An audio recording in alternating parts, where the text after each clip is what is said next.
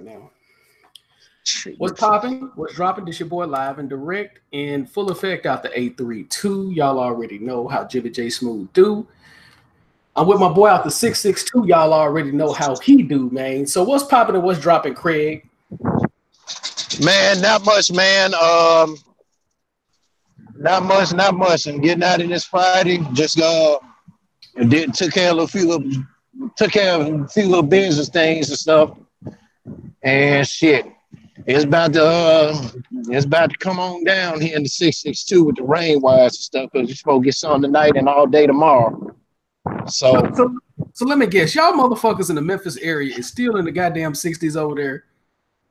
Yep, and we got up to 73 today, man, and tomorrow's supposed to get up to 67. And I know Sunday's supposed to be like in the low 50s, and then the temperature's supposed to be steadily climbing back up. So you already know the old saying, April showers bring May flowers. So you know in April it's always going to be 70 to 80 to 90% chance of rain every fucking day. So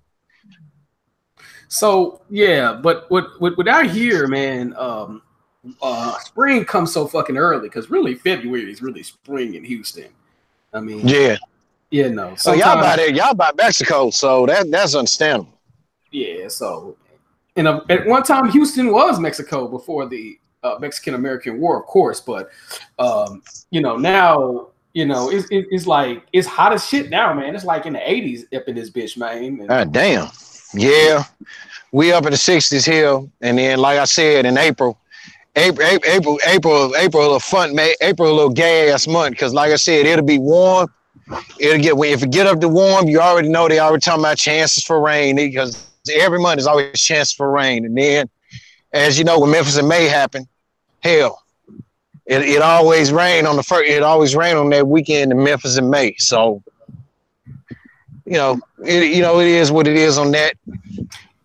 Man, did you get any nice little feedback from the show we did Monday? Well, the only feedback I really got was really the viewer numbers. The viewer numbers is back to normal. So it is what it is when it comes to that, man. So I'm thankful for everybody that's watching and who's watching currently. So that's all I care about. As long as my viewers are on pace that we typically have, it's all good, man. So I try to get at least 10% of my subs to be in the viewership. So that's the thing about me, man. I don't too much keep up with the quote unquote feedback for the most part. But whatever feedback I'm getting, whether it's good or bad, because like I say, man, sometimes the haters can look out for you. And right now, Auburn is up on UNC. Wow. Really? Wow. They're up by a couple of points, but this game could literally go either way. What I'm worried about, though, is how Kevin Sumlin going to coach against Calipari. Because Calipari saying that his star player still hurt, which is bullshit. But knowing Sampson, he'll probably be prepared for him anyway. And knowing the media, when he tell the motherfucker, don't ask him about the Arkansas job, why you gonna ask him about it any damn way? So motherfucker's hard-headed. Media just fucking hard-headed, bro. I mean, he worried about Kentucky right now. Shit, in Houston right now, they are at school best 33-3.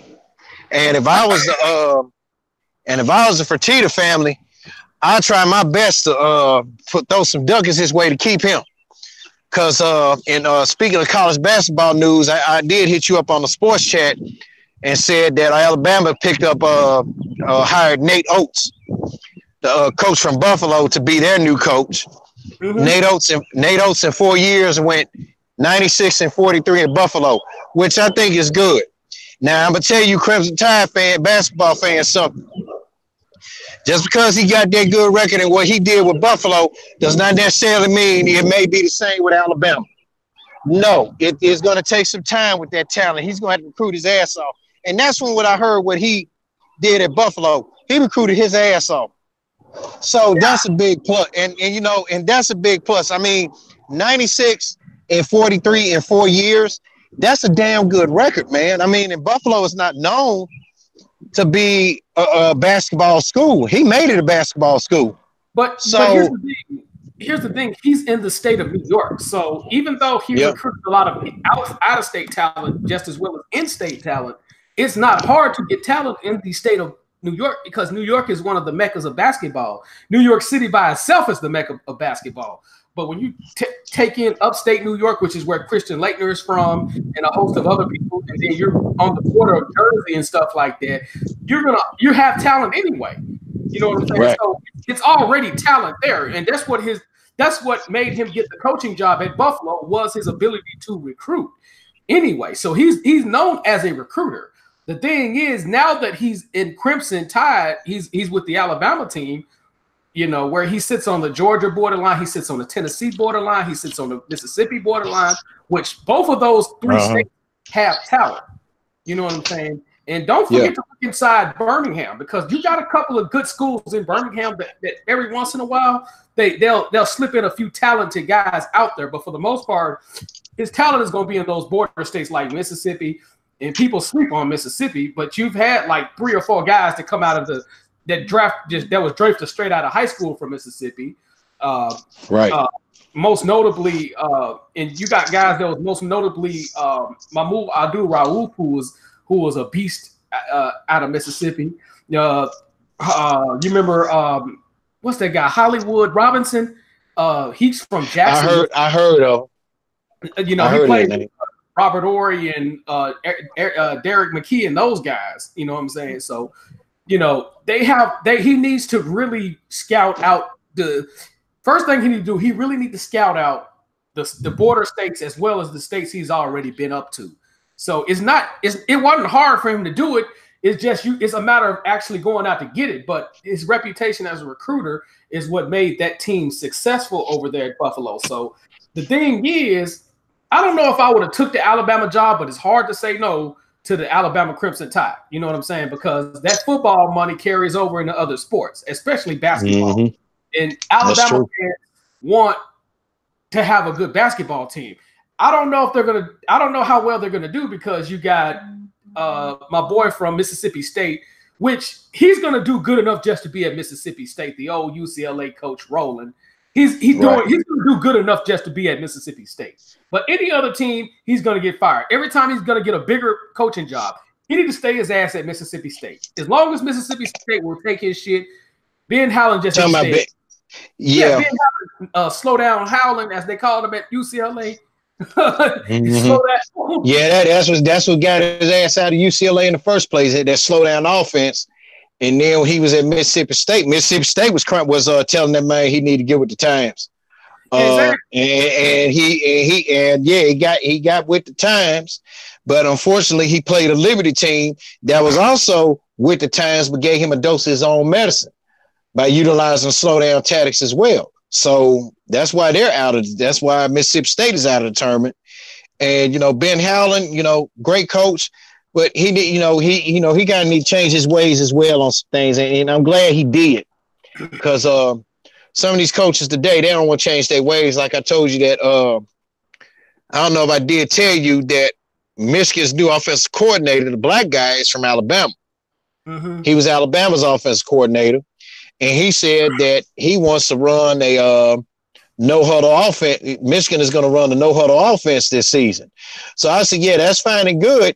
But as long as Harbaugh doesn't put the zip tie handcuffs on shit like he always do, So it can be effective. But Harbaugh, me and the other guy, the guy that I told you just subscribe to your channel, he agreed with me. Harbaugh need to stop handcuffing shit. He said the less he handcuffs stuff, he got a better chance at winning, at either winning a national championship or let alone making the playoff. Because he too fucking old school. And I like Jim Harbaugh. But see, hold on, I like Jim Harbaugh. But look, man, you got to get with the times, dude. And all you old school coaches that still living in the 90s and 80s. Y'all ass need to get with the times. I said it before and say it again. Y'all ass need to get with the times. Stop being with that old fuck shit and get with the new shit. Damn. Shit. Bo Schellenberger called and said leave his shit alone. Let the Join everybody in 2019 for a change. Hell, when Lloyd Carr took over, he ran nothing but the West Coast offense. Yeah, but even Bo Schembechler had to start passing at some point as a head coach as well. You know what I'm saying? Because when the '80s came, he had a better and better. He had more so quarterbacks who can throw the goddamn ball. So he had to. He still utilized the option, but he went more to a spread system toward the end of his career and stuff like that. It's just when Michigan played against West Coast teams who were a lot faster, or even SEC teams, he didn't do shit. You know what I'm saying? So. Which is why he only won 5 bowl games. You know what I'm saying? So they always talking about Schembechler. Schembechler, Bo Schembechler. Yeah, Schembechler. Yeah, I'm thinking about Howard Schellenberger. I get them mixed up. Howard Lloyd Carr won more bowl games than Bo. Exactly. Shit. Exactly. Yeah, but with Schellenberger never lost a bowl game. You know what I'm saying? He had 2 seasons as a coach, but he never lost a bowl game when he made it there and stuff like that. And that's because he was moving around as a head coach, and then him going to Louisville and building that program. That was, him being from Louisville. That made him, you know what I'm saying? That made him build a program over there at Louisville. So right. It is with Schellenberger. But yeah, Ben Howland. Ben Howland need to step his game up, and that's the way I see it. But Oates has got a hell of a task ahead of him when it comes to recruiting at Alabama. You know what I'm saying? Because the Mississippi schools are good. You got LSU is good. You got a whole lot of teams in the SEC that is good, and the good thing about the SEC, as you see in the tournament, you had multiple teams in the Elite Eight from the SEC: Tennessee, Auburn, LSU, even Kentucky, which Kentucky is always expected to be at least in the Sweet 16 at bare minimum. But this shows you how great the SEC is in basketball. People slept on the SEC in basketball this year. Oh, hell yeah. Because the basketball programs, they've been recruiting better and better every year, and it's going to continue to get better. Once Will Wade comes back, you know what I'm saying? I feel like he's going to continue to recruit very well. That's if he does come back. So it is what it is when it comes to that. Yeah, and speaking of Will Wade, LSU better let him come back. Shit. Yeah. Talking about if he admit any wrongdoing, he'll come back. They'll decide if he come back. You still gonna fuck him regardless. Shit. And that's what killing with these damn schools. That pulling that blackmail a child shit. Man, this a grown ass dude. But he got caught doing a wrongdoing. But he got caught. I mean, if he admit to it, that's fine. Hell, if I was his boss, I'm like, okay, well, we just gonna have to impose some sanction on us. No NCAA terms for a year. Or something. I mean, I'd rather put it like this. I'd rather put a self-imposed ban there for the NCAA to do it. Don't take my word for it. Look what happened to SMU back in '84. Yeah. The football team. Hell, look what happened to Kentucky in the 1950s, which was the first team to ever get a death penalty. Because one of Kentucky basketball team. Kentucky basketball team was the first team to ever get a death penalty back in 1951. You know what I'm saying? Because the NCAA told all the other teams, do not play Kentucky or we're going to ban you out of the point season. So they had no other choice but to vacate the entire basketball season. So, yeah. Okay. All right. Now, I didn't know that. Man, you learn something new every day. I didn't know about Kentucky had the death penalty. When Adolph Rupp, the legendary Adolph Rupp, had coached at Kentucky. Okay. Yeah. So, yeah, I mean, but I'm more interested in this Houston and Kentucky game. And I think Kentucky, Cal is known to pull a John on everybody. So I would say it's not wise that I try to outsmart Kevin Sumlin, because Kevin Sumlin gonna be steps ahead of you. He not already prepared for this dude that's allegedly hurt.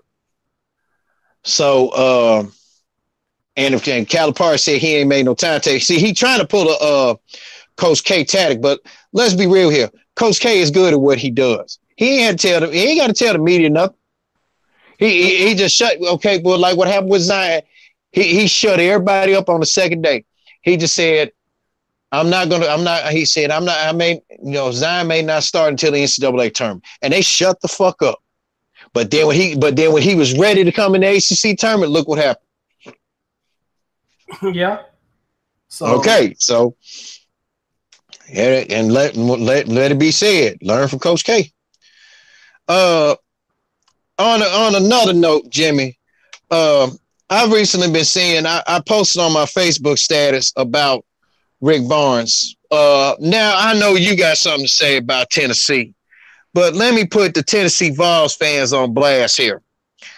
Y'all can, on behalf of Jimmy J. Smooth, y'all can kiss our ass because it's not Rick Barnes' fault they lost that game. Let's be real. Rick Barnes wasn't at the free throw line breaking all them damn free throws more than LeBron do.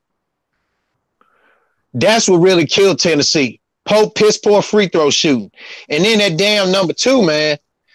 He's up, man. He really must be garbage because he was wide open like twice for some 3-pointers, and he passed the ball. I'm like, dude, are you that? I'm like, are you fucking special? But to give Tennessee credit what credit is due. Now I will fault Rick Barnes for one thing, and he really got on their ass about it. See, Purdue. Now I give it to Matt Painter. He a Gene Keady disciple. I give it to Matt Painter. He didn't set up no defense until the Vols got to half court. And I think that's been a weakness of the Vols. If you get them half court, you got them.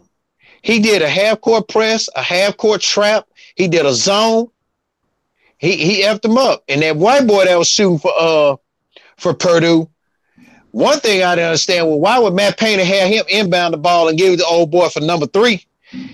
And dude got fouled on the 3-point shot. I'm like, that's a questionable foul though, because he leaned away from him. That could have been called either way. That could have been a. But yeah, I agree. I agree. It was a good game, and I do agree. It could have been called either way. But Vol fans, look, don't fault Rick Barnes. Fault your players that you got that can't make a damn free throw. And Admiral Schofield, he got embarrassed last night. Let's be real. Admiral Schofield did not show up. He did not put his Admiral cap on or his Admiral badge on and didn't show the fuck up last night until the final minutes. He did not show up in that game at all. So the Admiral wasn't being the Admiral last night. Purdue exposed him. Matter of fact, Matt Painter exposed that whole Tennessee team. But then when Rick Barnes and then plus, you got to fault the Vols in the first half because I even told the one guy, your new subscriber, I forget his name, but I'll go back on it. Mm-hmm. I told him if Purdue go over 40 points for halftime, they'd have won this game regardless. And I was right. They won that game. But Rick Barnes made it. But Tennessee turned it up by applying a full court press on their ass. They did they full court press, full court trap. Then they did some kind of little zone, some funky looking zone they did. Now I know about the zones, the 1-3-1, the 2-3 zone, and all this other stuff. They did some of those funky they gave a little look of a zone, but then they turned it into a trap. And that's how they got Purdue. And Purdue's big man, he's garbage. Yeah, Purdue, I feel like some of that. Now, I will stand correct on that. I feel like Rick Barnes has to be at fault because he need to deepen the rotation that he has. And teams, and he's not the only one that's at fault for that. Practically everybody in the NCAA, when they go to the NCAA tournament, they only play 8 or 9-man rotations. You need to play as many people as possible. And I agree with Marcus Johnson. They did let them boys off the hook with all those threes, and I would have forced them to make shots. Agreed. They should have made them. They should have made them make more shots. You know what I'm saying? And Tennessee Tennessee has blown leads in this NCAA tournament. I fought Rick Barnes for that. Tennessee has allowed people to get leads throughout this whole postseason. Ever since March Madness, going back to the SEC tournament. Rick Barnes got to do a better job of holding people in the fort. Rick Barnes got to do a better job of maintaining leads and stuff like that. This incoming talent that Tennessee has, you know what I'm saying? If a good portion of them stay all 4 years, they're probably going to go to a Final Four at some point. If Rick Barnes don't allow them to fuck it up, you know what I'm saying? Right. That's where motivation comes in as a coach. So to a certain degree, there is some faults to that. Okay. When he's missing free throws, you need to call timeout. You know what I'm saying? But you know, and to counter Marcus Johnson's point, what did Marcus say? By the way, what's going on, Marcus?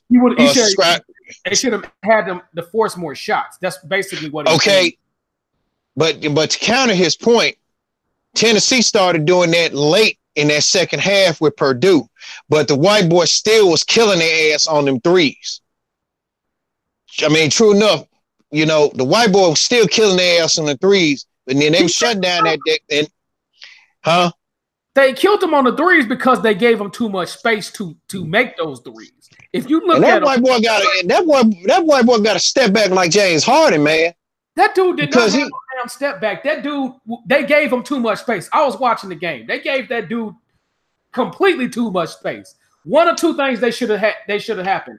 As soon as he got the ball, they should have either double teamed him or play close up on him and put him in a position to where they're gonna have to make him do a charge. They gave that dude too much space. That was the problem. And I'm thinking they were playing a matchup zone. I was watching this game, and some of those threes where he had a crossover dribble, 3-point shots, they gave that dude too much space. It didn't have any. Dude was not doing no step back. That dude was. They gave that dude completely too much space. They should have forced everybody else to make a shot other than him. That was the problem right there. Okay, fair enough. I mean, I ain't gonna, fair enough on that. But Marcus made a point, and then the counterpoint to that was Tennessee. Tennessee, they did start forcing them, shots late, but still, Purdue won the game, and I gotta say it was. I gotta say it was a good game. It was a damn good game, but lately, man, and let's just be real, man. And by the way, you disappoint me, Jimmy, because you ain't talking about what your boys did with Florida State yesterday. Well, and you gotta give it to Mark Few and the Proud, because he said, "Hey, we played Florida State on their level. They played them tough." Well, Florida State, they had to get physical, because otherwise them playing that soft ass shit that they played with them last year, that wasn't going to work. So, I mean, Leonard Hamilton, one thing you're going to expect out of a Leonard Hamilton team, Leonard Hamilton is going to play physical. You know what I'm saying? So Gonzaga did a good job of stop being finesse and being tough. And traditionally, Gonzaga is not a finesse team. Traditionally, you know what I'm saying? There's times where they have finesse moments, you know what I'm saying? But they're typically not a finesse team. So, you know what I'm saying? They did a better job of being more physical in the paint, especially with that Japanese guy. So, I mean, they did a great job. That's one thing. And your boy Tilly, he came on back and popped some threes. But I like what Leonard Hamilton did, because he knew Tilly was gonna have a hot hand. And it was like when they made sure he didn't get the ball. So, and then when he did get the ball, he was in the post, because when they knew he was finna go out outside and stuff like that, they blocked that man from getting them threes. So he said, "Fuck it, I'm gonna take y'all on the 2-point, in the mid range." He was killing them on mid range, but then when they started doubling up on him, he had to pass it out. So, you got to give it to But no disrespect to Florida State and Leonard Hamilton, man. And I'm like you. I would like for Leonard Hamilton to stay on as long as he could, because he's a good coach. He's a real good coach. And it was like when they were losing, he was calm. He wasn't yelling at them. He wasn't yelling at him. He was telling his guys, he's kind of like, look, you see, hey, they bring it on to us. Y'all gonna have to bring it to them. And you got to give it to Mark Few. Also. Appreciate Texas Tech for messing up my bracket, but I still got Gonzaga going to the Final Four. Gonzaga against Texas Tech is going to be a damn good one. I would have never expected Michigan to take an ass whooping like that. Yeah, I never expected that. a Jim Beeline team taking an ass whooping like that. And that's what I was telling my friend last night. Well, my roommate last night. I was like, Jim Beeline has one of the best offenses in the NCAA, and for him to take an ass whooping the way he took an ass whooping, that is absolutely crazy. And he got one of the best defenses in the NCAA, and he woo. But Texas Tech, I mean, Texas Tech it has been defensively responsible the whole year. So they gave Zion a run for his money when they played early this year. Oh yeah, so I mean, Texas Tech is better than what people give them credit for. So I mean, they could pull off the upset. I don't expect it, but I mean, we never know now. So just be prepared. I mean, just be prepared. So and really, I might as well just go ahead and put Duke in the Elite Eight because I don't trust Tom Izzo against Duke. Never. Tom Izzo is playing LSU tonight, and Marcus was talking about when they guarded the triples. When that guy hit 3 or 4 triples, they should have face guarded him. I agree, or double team. Get the ball out of his fucking hands and put them in a position to where every other people got to make shots. And Florida State couldn't hit the big threes to get over that 4.7 hump that held over them at Gonzaga. Florida, Hamilton typically does not have great 3-point shooting teams. Now, that Miami team in the late 90s to 2000s, they were pretty decent 3-point shooting team. But but Leonard Hamilton, you should expect physical basketball more than 3-point shooting basketball with the Leonard Hamilton team. But that's not the normal Hamilton. He plays physical basketball. So, but if you can knock down 3-point shooting against his defense, that's a hell of a team. Shout out to Zikos in the chat room. Much respect to you, brother, man. So, what's going on, Zeke? But yeah, man. Speaking of Tom Izzo, they're playing LSU right now. Let me go to ESPN to update the scores because I think LSU might get up out of here, but if they're keying in there, then look out. So yeah, because I last saw it was like 35-17. So you said 35-17? It was 32-17 when I last saw it. I'm like, damn. Yeah, I mean, you could tell they missed Will Wade in this situation. Carolina's really up by 2. That's going to be a back and forth game. So I should expect that to be. Now, I did call that right. I said North Carolina against Auburn. I said North Carolina, they're going to barely win that one.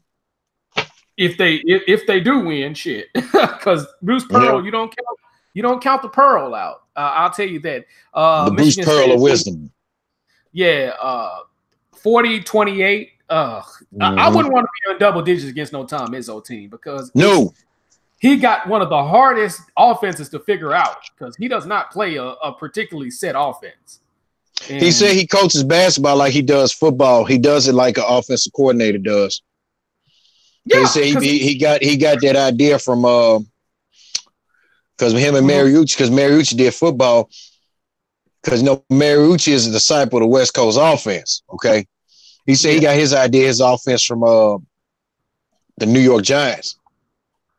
Because the old school New York Giants, because New York Giants, they never had a set. They don't have no base offense, where they just got a base. They base the Earnhardt Perkins, named after Roy Earnhardt and Ray Perkins. Ray Perkins, yeah. And because they said because the adage was, the motto was, you throw the ball to score and you run the ball to win. So that's been the adage they use. And by the way, I know you can't stand the New England Patriots. Greg Schiano, who had got the job as the New England Patriots defensive coordinator, abruptly resigned because he quote unquote wanted to spend more time with his family. Well, yeah, when you're 52 years young and you're not pushing 60 yet, and you don't look your fucking age to be 52, you look younger than 52. You might want to spend some time with your family. Yeah, he may. But yeah, I mean, I'm pretty sure he got a good payoff at he's been having some good payoffs because he's been fired from a couple of jobs as well. So yeah, I think Rutgers done paying him.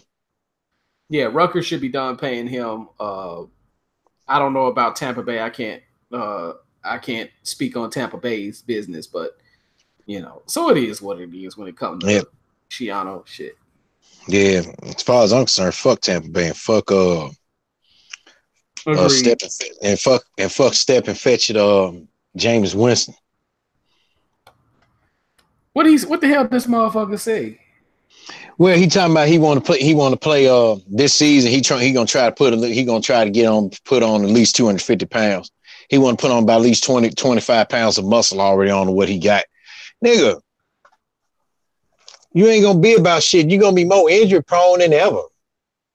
Yeah, and then he's gonna lose a lot of his mobility. So I wouldn't even put on no kind of muscle. I say stay at 230, lean yourself out and stop getting an off the field trouble and shit like that. So it is when it comes to him. So stop grabbing titties and talking about fucking right in the pussy and shit. So it is what it is when it comes to that. So yes, sir. Yeah, man. Hey, that list I sent you, that little clip with Shannon Sharp, and then was talking about the top 20 greatest college football teams of all time. Where I said ESPN had fucking the 2005 Texas team at number 1, Florida at number 2, and the 2001 Miami Hurricane team at number 3. Man, it's old, but still looking at it though, it still rubs me the wrong way, man. Because why would you put the 05 Texas team over the 01 Miami Hurricane team? But then when you read back on it, and then what pissed me off the most, said the reason why ESPN didn't put that team number 1 because of their schedule at the year. They were playing in a relatively weak Big East team. Okay, half them teams they played in that schedule, they were ranked. Virginia Tech and West Virginia were like in the top 10. Hold on. I'm finna go through this schedule right now. Okay. They played Penn State 33-7. They beat the shit out of them. Wait. Was that at Penn State or at Miami? That was in Beaver Stadium, which you don't beat up Joe Paterno in his stadium. So shit, Nick Saban did. Rutgers 61 shit, which was expected. Pittsburgh 43-21. But this was still. Let me click on Penn State 2001. Okay, but still, the fact they went to their stadium and whooped the shit out them.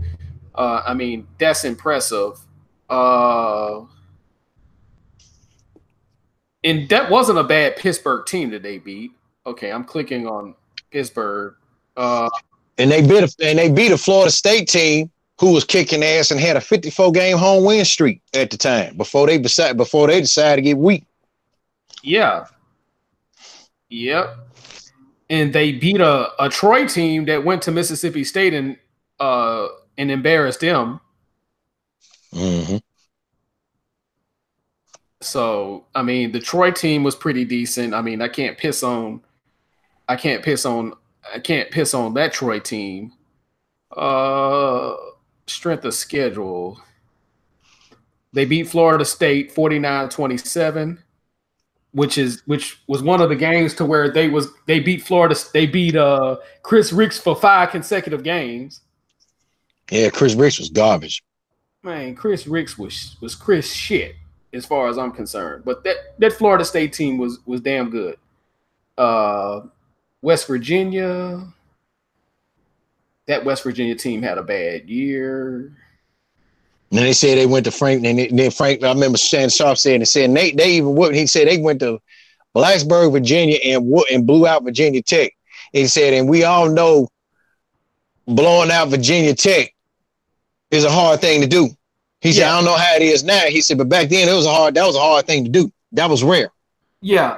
Well, in the Big East, they had 3 teams that ended the season ranked. They played 4 teams, 5 if you include Troy, that was that had a winning record. Well, Florida State had a record that year too. I mean, I would not base that off of strength of schedule because anybody they would have played, they would have destroyed them anyway. True. They beat a ranked Washington team in. Hold on, did they beat them on Washington? Because the year before, let me see. Okay, but they shellacked Washington that year, and this was. They had a pretty good team that year. So what the hell the fuck they talking about? And what I'm trying to figure out now, plus they had a record 13 players all from one team in 1 year, all go to the NFL. And then this year from that team, they got a Hall of Famer, Ed Reed. Yeah, and even Washington had who was a two-star recruit didn't nobody want. Yeah, because they had Jeremy Stevens ended up in the NFL. Jeremy Shockey. I'm talking about Washington's team. Washington team had a few guys that ended up going into the league, but they played a respectable schedule. I'm gonna say that, and they shellacked Syracuse 59 to shit. I mean, their schedule wasn't that bad. Let's keep it at 2010. True. Their schedule was not that bad. But you're gonna rank them ahead of 08 underneath 08 Florida and 2005 Texas. And then on that same clip that I did pull up, Skip Bayless said that the 2014 Ohio State Buckeyes should have been on the list because of what Ezekiel Elliott had did in 4 straight games. Okay, but if you match them up against that 2001 Hurricane team, Ezekiel Elliott wouldn't have been running for no over 200 yards on that defense. Hell no. Hell no. But here's who you had on that at Miami Hurricanes team. You had Mike Rumpf. Okay, yeah. You had Clinton Portis. You had Willis McGahee. You had Frank Gore, who could easily be Frank Gore could easily be in the Hall of Fame. I mean, you could argue his career as a Hall of Famer in this situation. You had Jeremy Shockey. You have Andre Johnson, who's a potential Hall of Famer. Let me see William Joseph's stats. William Joseph's pretty decent. I wouldn't call Hall of Fame. You might have a case with Werfel because he made the Pro Bowl several different times. Vince Wilfork. Yeah. You could argue that. Jonathan Vilma, you could argument. Ed Reed, hands down, Hall of Famer. Sean Taylor might have made the Hall of Fame. Had he not got killed. Had he not gotten killed, because he was on the highlight reel of knocking motherfuckers asses off. Antrell Rowe, he had a decent NFL career. Can't say Hall of Famer, but won a Super Bowl. He had a pretty decent NFL career.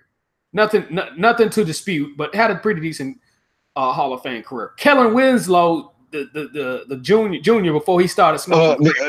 And then that's why I said move on from him. Because someone I heard about him in the news discussed me though. But he had a. We're talking about football, man. Let's not get into the guy's personal life. His personal life might have affected his career.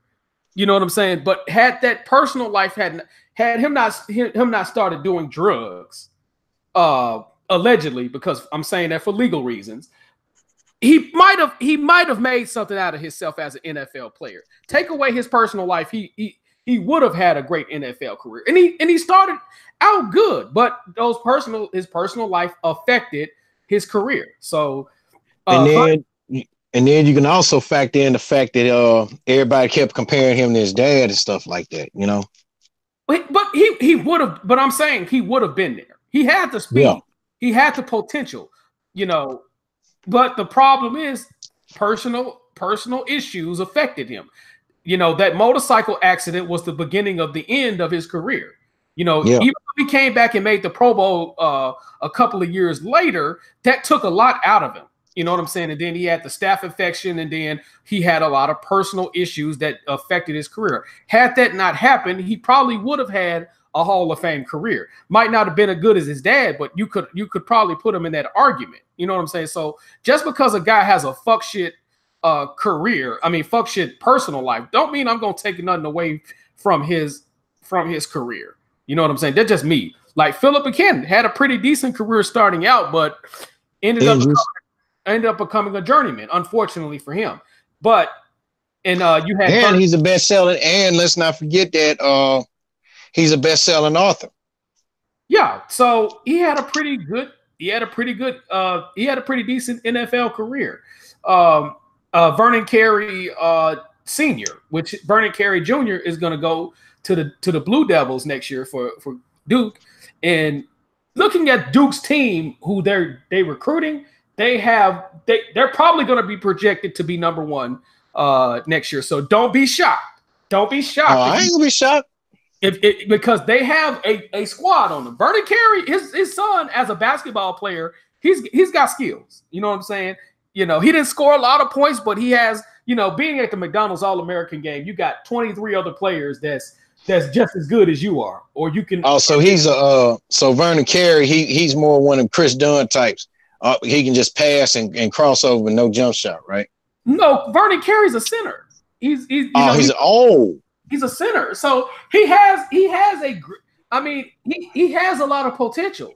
Don't be shocked if this guy is one and done, or, you know, at least two and done. I wouldn't be shocked because he has skills. You know what I'm saying? But his father had a long-standing NFL career with the, as I call the Miami Coffins. You know what I'm saying? So, but anyway, with this particular Miami team, there is no way in hell, you know, especially with Randy Shannon being the defensive coordinator running that cover 2 scheme. There's no way. There's no fucking way. And then Larry Coker was on the interim because Butch Davis left to go to the Cleveland Browns right on the eve of the championship game. So Larry Coker took over the coaching duties and the play calling. And it was something what Shannon Sharp had said also as well. He said, everybody knew damn well that year Nebraska that had no business playing Miami. He said everybody knew it was supposed to be Miami and Oregon that year. But the results would have been the same with Oregon. I'm gonna just be honest. He said, but the results would have been the same. Because Miami said they wanted to play Oregon anyway. He said, but then they took their anger out with the politics of college basketball out on Nebraska. They beat the shit out of Nebraska, man. I watched that game. I'm like, God damn. Yeah, because Nebraska went back to 1950 football, and there was no way Nebraska was going to beat them under any circumstances. I mean, even if they had to play Colorado, they would have beat the shit out of Colorado. Take any team from the SEC on down to the that year, that Miami team was unstoppable. When you count the number of people, talented guys who have potential Hall of Fame careers, people who are locks for Hall of Fame, and all that, nobody beats that team. Nobody beats that team. I mean, let's just keep that 1,010. 2005 Texas team. I love 2005 Texas team, but their secondary was very suspect. And God! Miami would have thrown hot potato salad at their whole asses. Oh God! And then they really didn't have much of an offense though. Let's just keep it real. They really didn't have no. I disagree with that. Now, Texas team had an offense. I disagree with that. It's just what with Vince Young. Vince Young was the main guy on that team. He was the main guy on that team. But you had Selvin Young. You had what's that other kid that played for Kansas City? You had a couple of guys, but when you compare Miami to Texas, that particular Miami team anyway, they get destroyed. That probably would have been another 51-3 ass whooping that they outlawed the excessive celebration game. You know, and for those who want to learn a history lesson, go back to that game when Miami went to the Cotton Bowl. And it was 46-3. 46-3. Yeah, go back to that game and look at that Cotton Bowl game. That was a classic ass whooping. Just look at it for the train wreck that it is, because that changed the entire rules. Because the Miami Hurricanes, man, they beat the shit out them boys. I mean, I've never seen Texas, you know, just get destroyed. I mean, that was the destruction of all destruction. And what made that was an embarrassment. It was in Texas. They got their ass whooped in Texas. They pulled up on Texas and just embarrassed them at their own house. I mean, that's a good game to look at just for the train. Hell yeah. So Jimmy just gave y'all Flashback Friday to look at, and that's what I'm gonna look at after the show. It was just, I mean, they changed all the rules. I mean, excessive celebration to me is one of the worst calls in my personal opinion. I get if you're taunting somebody, but excessive, they need to cut that's some fuck shit in my personal opinion. But that was one of those games that I look back and I was like, damn, that it would have looked a lot like that shit. What's popping and what's dropping, Ty Legacy, man? What's popping? He's in the chat room. What's going on, Ty? Yes, sir. So the Florida team, what's the Florida team that they were talking about? The 2008 with Tim Tebow, is that correct? I think so.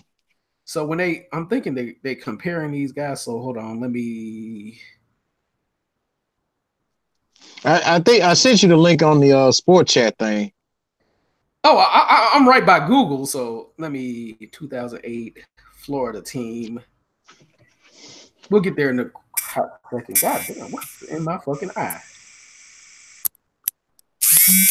The one that lost to Ole Miss with I forgot what the guy's name is.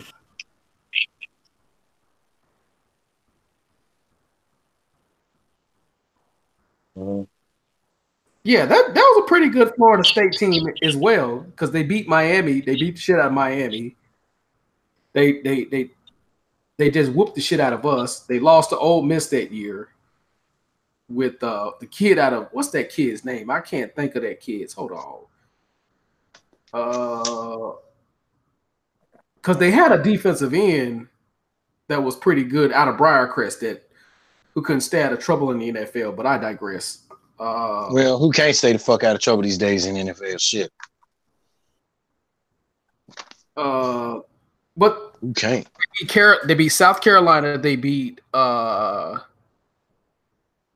pretty much beat typical SEC opponents. Number 4 LSU beat a pretty decent Kentucky team. I can't really piss on that Kentucky team because they were pretty good. I mean, their record don't indicate how good they were. So, but again, I don't know if they beat Miami. That's the crazy thing. No, I mean, shit.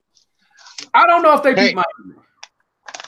I don't think nobody on that list could beat that Miami team, dude. Now they did beat a number 1 Alabama team who was previously undefeated in the season, but the problem with that Alabama team is they had 0 offense.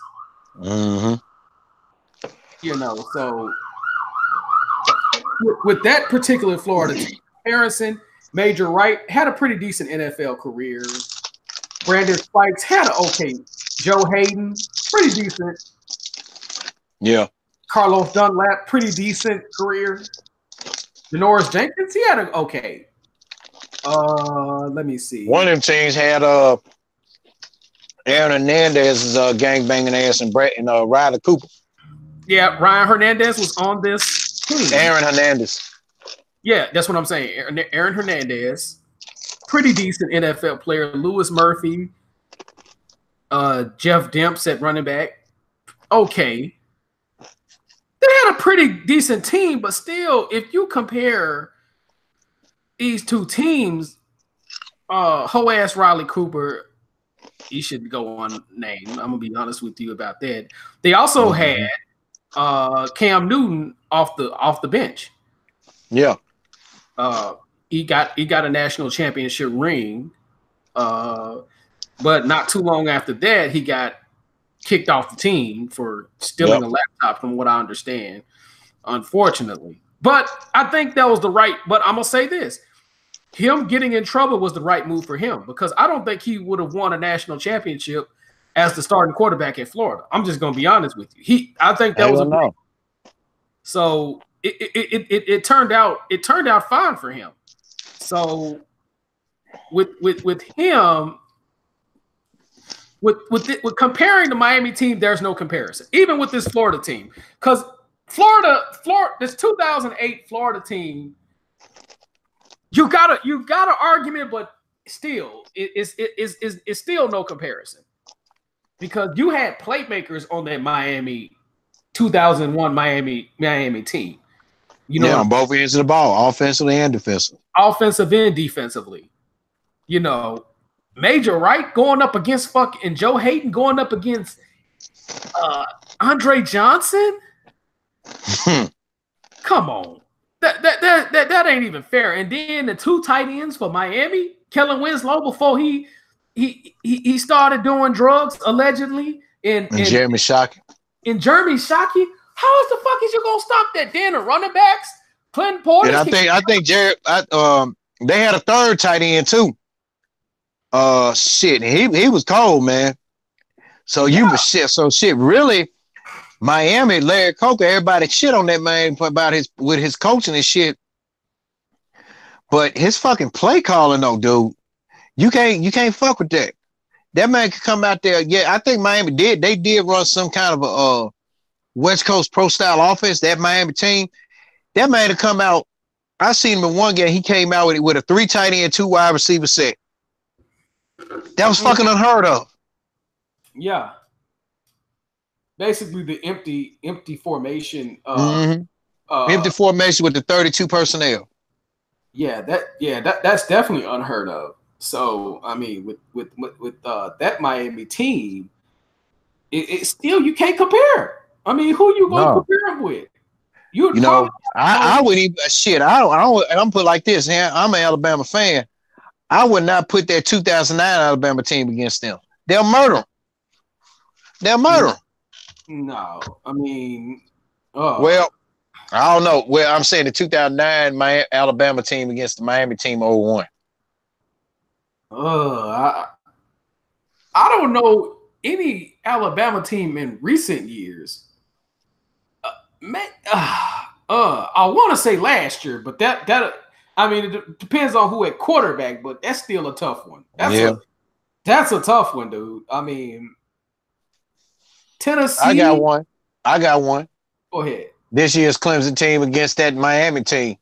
Oh, hell no. I'm gonna tell you why though. Miami wouldn't whoop them. They'll get slowed down. And we keep we keep harping about the best defensive coordinator in college football, bar none, right now is Brent Venables. Look what he did to Ohio State in that Fiesta Bowl. 31-0. Ohio State didn't even get midfield. Didn't even get a first down.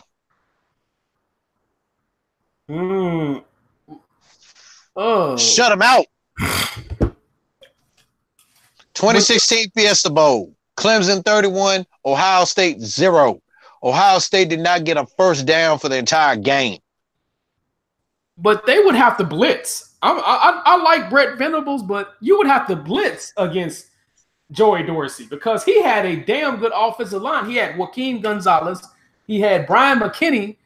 I mean, how you going to... Ken Dorsey.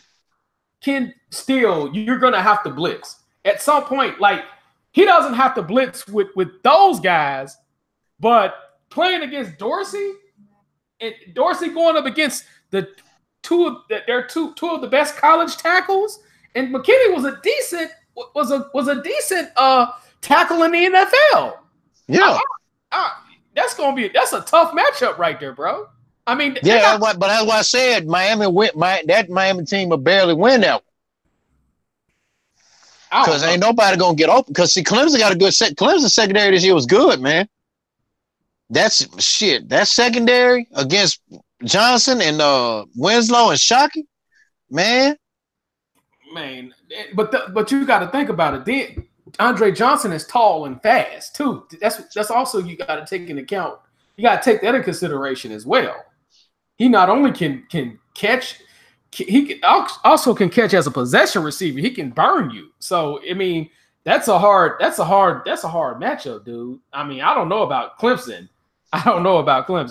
That's a tough one on that one. So I don't know. You know it would be very, very hard to match up with with that Miami team. Very hard matchup with that team. But I have to get on ESPN ass for even putting Texas in the conversation because their secondary was nowhere near on the level. Other than the Griffin brothers, they don't compare. Decent defensive front seven was good, for their thing, but they didn't get enough interceptions to even put themselves in a position to even say that, because I think they only had like 12 interceptions. They forced a lot of fumbles, but Miami didn't turn the ball over a lot on that team either. Especially, they didn't really turn the ball over in the 2 years. In those 2 years, really 3 years, they didn't really turn the ball over like that. Right. You know what I'm saying? They only had the only game where they turned the ball over was playing against Washington, when Marcus Tuiasosopo blew them out in Washington, and when they played Ohio State. Yep. In that Fiesta Bowl, and they could have easily won two consecutive national titles had they not lost to Ohio State. And correct, they could have probably. Santonio Holmes, let's not forget him. Santonio Holmes, Super Bowl MVP as well. But I think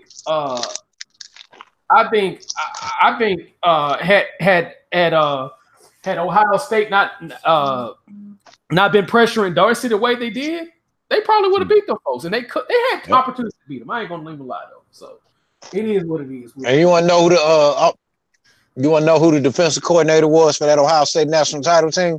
Who was that? Mark D'Antonio. Mark D'Antonio, yeah. Which is why he stayed beat Miami. I know. Okay, I just thought about it. So basically, he has the blueprint to beat their ass. Okay. And Mark D'Antonio up there in Michigan State right now. Yeah. So. Yeah. So I don't know. I don't even think the fucking Nebraska teams of the 90s even beat that team. Oh, God. I think they get destroyed as well. They were a little faster, but I don't know. That 50 style out. That 50 style offense that Tom Osborne was running, no passing. No. They would have to pass. They would be in a position to pass at some point. So, man, I don't know. That and it's hard to even compare who would beat that team in recent years. It's tough to say right now, but back then ESPN put that list up. They need their ass shot. That's why I say whoever wrote that shit, they need to have their ass fired. And I put that on Twitter. Even shout out to Jacquez Green, by the way. He said that Miami team hands down hands down was the best team, is the best of all time. Man, I don't think I could disagree with that shit, because we had that many NFL players coming out. I'm talking about guys who you could argue being in the Hall of Fame. Because like I say, again, Sean Taylor, had his death not occurred, he'd probably get in the Hall of Fame. Philip Buchanan, had he not been so big of a journeyman. But he did get in it. But they is talking about putting him in the Hall of Fame. Ed Reed's going to be in the Hall of Fame for sure. But Sean Taylor. They did say they were going to put Sean in there. And I think Andy Garcia, that's Andy Garcia is his in-law. Yeah. Because Andy was going to accept it on his behalf. Yeah, I think that should happen. So, yeah. And I like Andy Garcia, too. He's a good actor. Oh, yeah. Damn right. Hell yeah. One of the best actors. One of the best actors out there, man.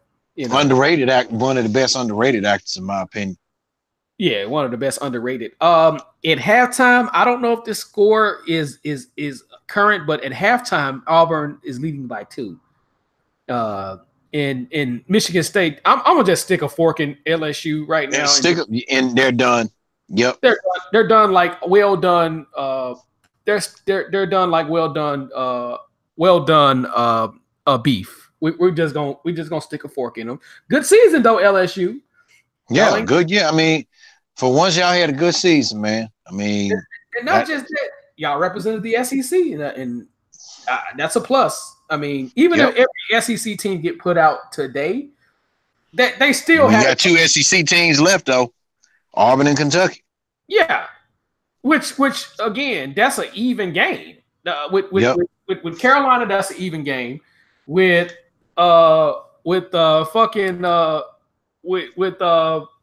Kentucky and Houston, that's an even game. You know what I'm saying? In terms of what can actually happen, that's an even game. In Auburn, okay, that's an updated score. 44-39 Auburn. Okay. Oh, Bruce Pearl. Oh boy. Yeah. I can't hate on Bruce Pearl. That's my guy there, man. Me neither. I wasn't mad. When Bruce Pearl whooped our ass in that SEC championship, I wasn't even mad. I like, man, shit. I mean, he got 47-30. Oh, shit. Oh, my goodness. Carolina?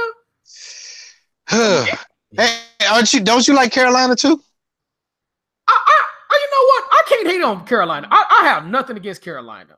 I really like. I actually like Carolina, but I'm not gonna get mad at this thing though. But I like when it come down to Duke versus Carolina, I'll be wanting Carolina to win. All right, let me ask you. All right, if Marcus Johnson and who else in the chat room, Zeke, I'm going to throw y'all a what if question. You too, Jimmy. So if y'all still in the chat room, get ready for your answer. Okay. What if Bruce Pearl was donning the Carolina blue jacket on the sidelines, coaching North Carolina? Carolina would win every year. Literally. Because number one, his version of the dribble drive offense is way better than Calipari. Because because when guys start shooting that shit and fucking up, because I liked his version of the dribble drive when he was at Tennessee. You know what I'm saying? Because his teams was always atop the SEC in 3-point shooting. So that's what I liked about Bruce Pearl. You know what I'm saying? So, and for the record, and I mean, for the record, anybody's version of the dribble drive is better than Calipari's. I think Will Wade runs a form of the dribble drive, but it's motion based though. It's a lot more motion to it.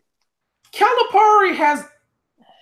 I wouldn't say that. The problem is he does not know how to coach it. He has the best dribble drive system, but he too fucking robotic when it comes to the dribble drive. That's the problem with Calipari. Calipari's offense, he has the best offense in college basketball. The problem with that dumb motherfucker is he don't know how to coach that shit when in critical situations. That's his problem. Like with Pearl, he got it from Bob Knight, but at least Bob Knight has some 3-point shooters in his shit though. Yeah, but over time, the problem with Bob Knight is he slowed the system down as opposed to speed it up. You know what I'm saying? Because to me, Coach K's version of the system was better than Bob Knight's, but that it took him a while to figure that out, though. That's the thing. That's the thing with Coach K, because Coach Bob Knight is more of a 5-out offense, which it allowed for stretch bigs to make moves in the offense, as opposed to like Coach K's current system is more 4-out as opposed to 5-out. You know what I'm saying? So, but with Bruce Pearl, I just like his version of it because you know what I'm saying. He has better shooters and he knows when to control those guys. He like if they have a bad shooting night, he's like take it inside. Don't try to shoot it no motherfucking more. Go ahead. Okay. Well, I agree with you there. Bruce Pearl probably would have had about at least. Because Roy Williams already got 6 national titles. Okay, I would say if Bruce Pearl had took that job around about the time, because really Bruce Pearl is relatively unknown around about the time before Roy Williams took the job in Carolina. Had he took it, I think Bruce would have had about at least a good 5 or 6 championships. But he ain't afraid to get on his player's ass like Carolina's point guard Kobe White. Some of that old dumbass shit that he do, Bruce Pearl would have chewed his ass out like, fuck, you gonna shoot a 3-point forward with 10 seconds left on the shot clock. You got enough time on the clock. And then I'm going to tell you something else. He would have got on his ass, man. And I'm going to tell you something else. Carolina would be heaven for him because every kid, wants to go to Carolina, just like every kid wants to go to Kentucky, just like every kid wants to go to UCLA. So it wouldn't be that hard for him to recruit anybody. and then he already has a connection to the Atlanta metropolitan area. So in which he's, if he was at Carolina, he would get Georgia Tech wouldn't have a chance to get anybody out of Atlanta, Georgia. Let's just keep this 1,010. His main recruiting base is the border states of Tennessee and Atlanta. And Auburn is not that far from Atlanta. I think it's like a couple of hours from Atlanta. So he can just go up to take a road trip and shit. Hey, you want to come to Tennessee? Bam. Because he did that a lot at Tennessee. When he was at Tennessee, he recruited in-state, recruited a few guys from Memphis, recruited a few in-state guys, and then come on down from Atlanta. I think it was Hobson, the Hobson kid. I forgot his name. Scotty Hobson, I think his name. So he did a good job of that, and that's his main recruiting base right there. So if he was at Carolina, it would be all in for him, man. He would have a few national titles at Carolina because it wouldn't take much to recruit there. 49-41 Auburn right now. But ain't looking good right now. But yeah.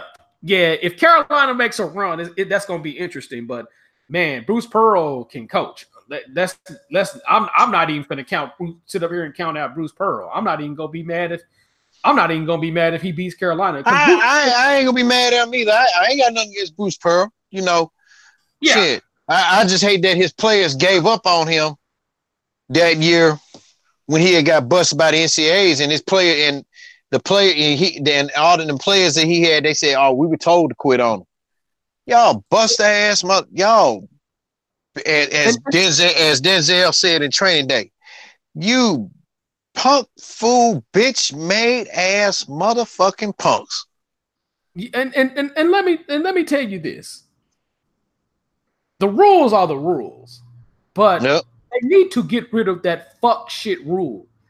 Tennessee would have probably been in the Final Four by now had they not been forced to. They were basically forced to get rid of Pearl because of the fucking rules. That's all that was. I don't think Tennessee would have logically got rid of Bruce Pearl because everybody they love Bruce Pearl. Even the Tennessee fans after the game when they lost, they cheered for Bruce Pearl. They cheered for him because I respect Bruce Pearl. Because he said, because they asked him, he said, "Do you feel vindictive?" He said, "No." When Auburn blew them out, he was like, "No." He said, "You must did not hear them when they cheered me." He said, "There's still love for me up there." Thank you. They did cheer for him because they love Bruce Pearl, man. He said whenever my team plays Tennessee at Tennessee, my team is getting cheered more than they are. Exactly. It's some love there, man. I mean, and that's good because if if Kentucky fans never booed Rick Pitino when he went to Louisville, I mean, that's respect. That's a more way saying thank you. Exactly. What the Tennessee Vols fans are doing, that's their way of showing that saying, "Hey, Bruce, we still love you. You welcome back." But everybody was pointing at that year though, because it was said that Bruce Pearl, the AD did not like Bruce Pearl for some reason. But let alone everybody that worked with AD didn't like his ass. So he had to get the fuck on down. He had to hurry up and get the fuck on down. Because Philip Fulmer wanted that man gone when he made the move to fire Bruce Pearl. And that's why the university president paid Philip Fulmer the way he paid out.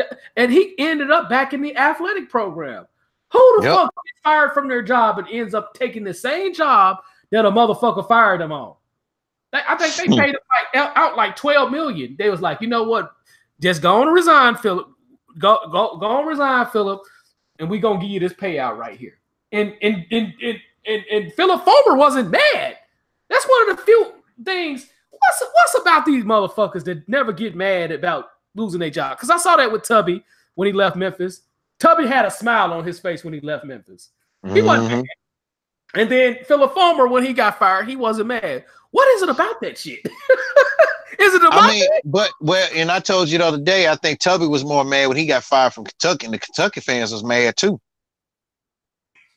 Yeah. Tubby had back-to-back good ass years, and they fired him because they wanted that Billy Gillispie dude. Yeah. And then they made the excuse that Tubby didn't make it to the final. That's their longest drought of being out in the Final Four. That's what the athletic department excused for firing Tubby. And Ashley Judd, man, she's a Kentucky fan. She was hot about that shit. She was like, "Yeah, okay." You fired, and you said she tweeted said, "We know the real reason why my alma mater fired Tubby. I'll just leave it at that." And she said, "I'll just leave it at that." Exactly. Kentucky people, Kentucky fans still love Tubby Smith. I mean, Tubby was consistent. I mean, at least he got him to the Elite Eight, but the administration was like, "You got to get us to the Final Four."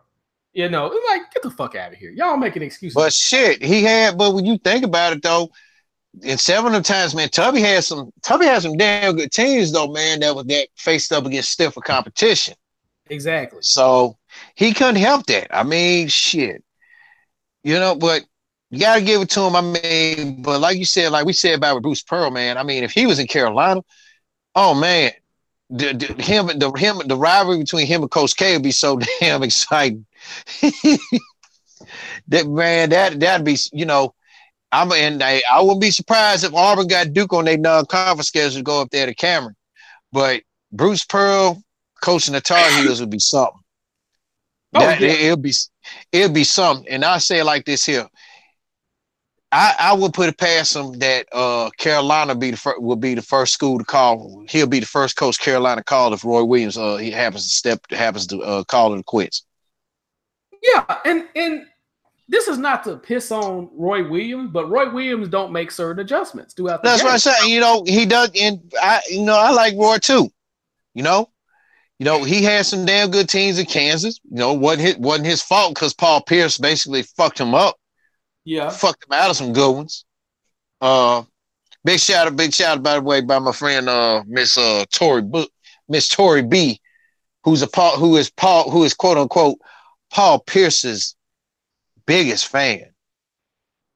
For the right reasons. She can't stand his ass, and I told you about that, Jimmy.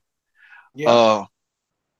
I mean, I can't stand his ass either. Well, I can't stand him now, but when he was with the Celtics, he just made you just want to run on the court and kick him in his nuts so hard he threw him up.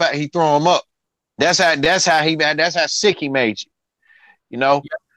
But Roy, like you said, Roy doesn't make the necessary adjustments he needs to. That's his only downfall. Exactly. Now he does a great job letting players do what they do in terms of, like when he have talent, he doesn't try to stop them. When he has talent, he doesn't try to play slow ass basketball at all. You gonna like he said, he don't believe. When his players on the court, he don't believe in handicapping their skill set. But if he feel they need to improve on something, he'll call them out on it. Yeah, and I'm gonna tell you something else about a good thing about Roy Williams teams.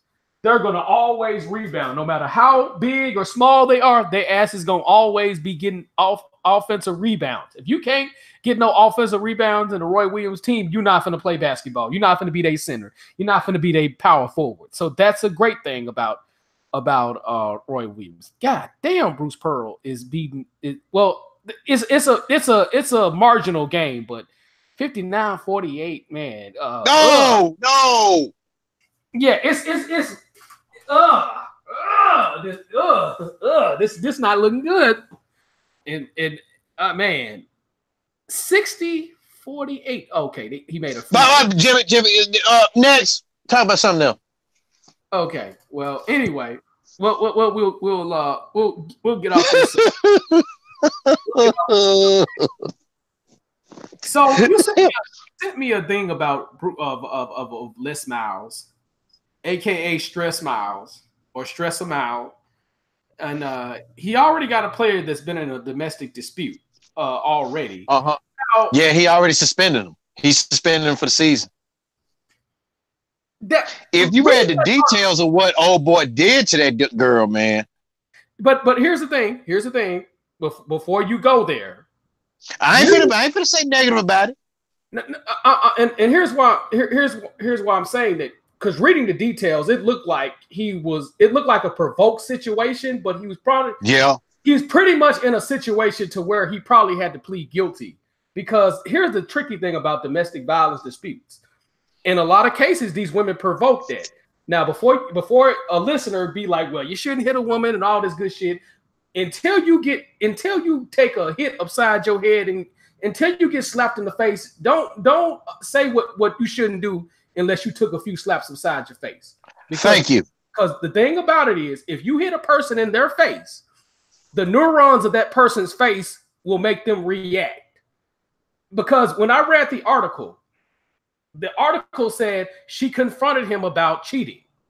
Now, that could be taken a number of different ways. She could have just had a shouting match, or she probably hit him with the cell phone like Rihanna did. This is facts. This ain't even Rihanna did Chris Brown. This is facts. This ain't even, because they were going to use that, but they was going to try to get Chris Brown anyway. But in this situation, that sounds like a provoked situation, because for you to punch a motherfucker in the stomach ain't but one or two things that makes you do something like that. You know, and I could be wrong as two left shoes about this. Either you got serious anger issues or you were provoked to beat that bitch ass that bad. And I was about to say that, man. I wasn't gonna say nothing negative, because, you know, and like you did say, a famous person on The View has said this: if you a woman, if you put your hands on somebody, regardless if you a woman and you put your hands on another woman or another man, they got the right to knock the shit out your ass. Yeah, exactly. And I'm not saying this woman might be completely innocent, but based on what I'm reading, I'm taking it as if there's something this woman did to make this dude do that. And he basically this program he under, hell, that's his whole football season. Yeah, because he got to do it for 12 months. But here's the thing, guys. First of all, young men, and I've said this before, y'all shouldn't be getting in serious relationships that young anyway. Thank you. I mean, that's why guys need to live their youth out. Women out here always be saying, well, why man got to go through a player stage? Bitch, is you that fucking stupid about men? The fuck? Dudes need to know what's out there first before he actually commits to something out there. A lot of y'all women be delaying dudes' progress. And this is the type of shit that pisses me the fuck off when a guy is in a position. I'm not saying this woman did anything, but from the details of that case, it sounds like that woman did something to make him want to beat that bitch. Oh, hell yeah. Hell yeah. It sounds like something. Well, I confronted him about the situation. How did you confront him? These motherfuckers never ask these questions when it comes to these women. And a lot of you black feminists out there, or pretend black feminists out there, you know, are nothing but white supremacists in blackface, basically. Because a lot of you motherfuckers out there will help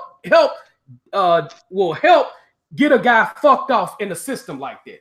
This guy got to be in the system because of a motherfucker.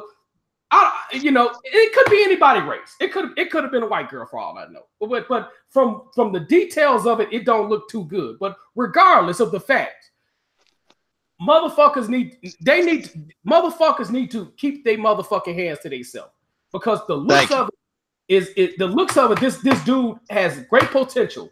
This guy had 234 yards against Oklahoma. People don't do that too often. People don't run one wide against Oklahoma defense. Ever since Brett Venables left, they still have a great defense. They're still defensively responsible. You don't do that too often against the Oklahoma defense. Back up. Not too often. That don't happen too often. You have to correct yourself. They ain't ever, when Brent left, and he said why he left was because of Bob Stoops.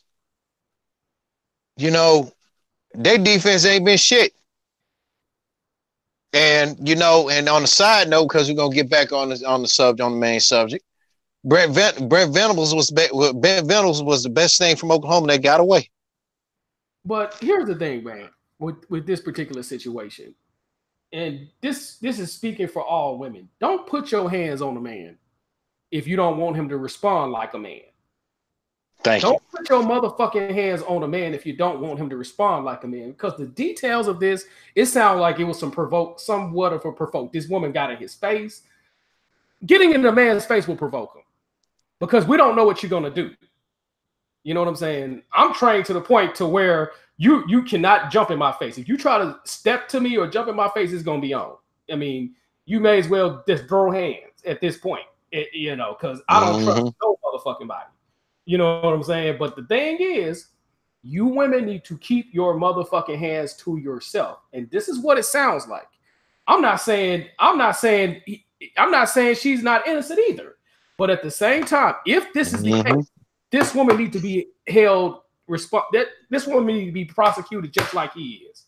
Because you're putting a man in a position to where he could have potentially went to the NFL and you stopped him because of your fuck shit. Because but the old boy, he still got a long ways to go though. I think he's a sophomore.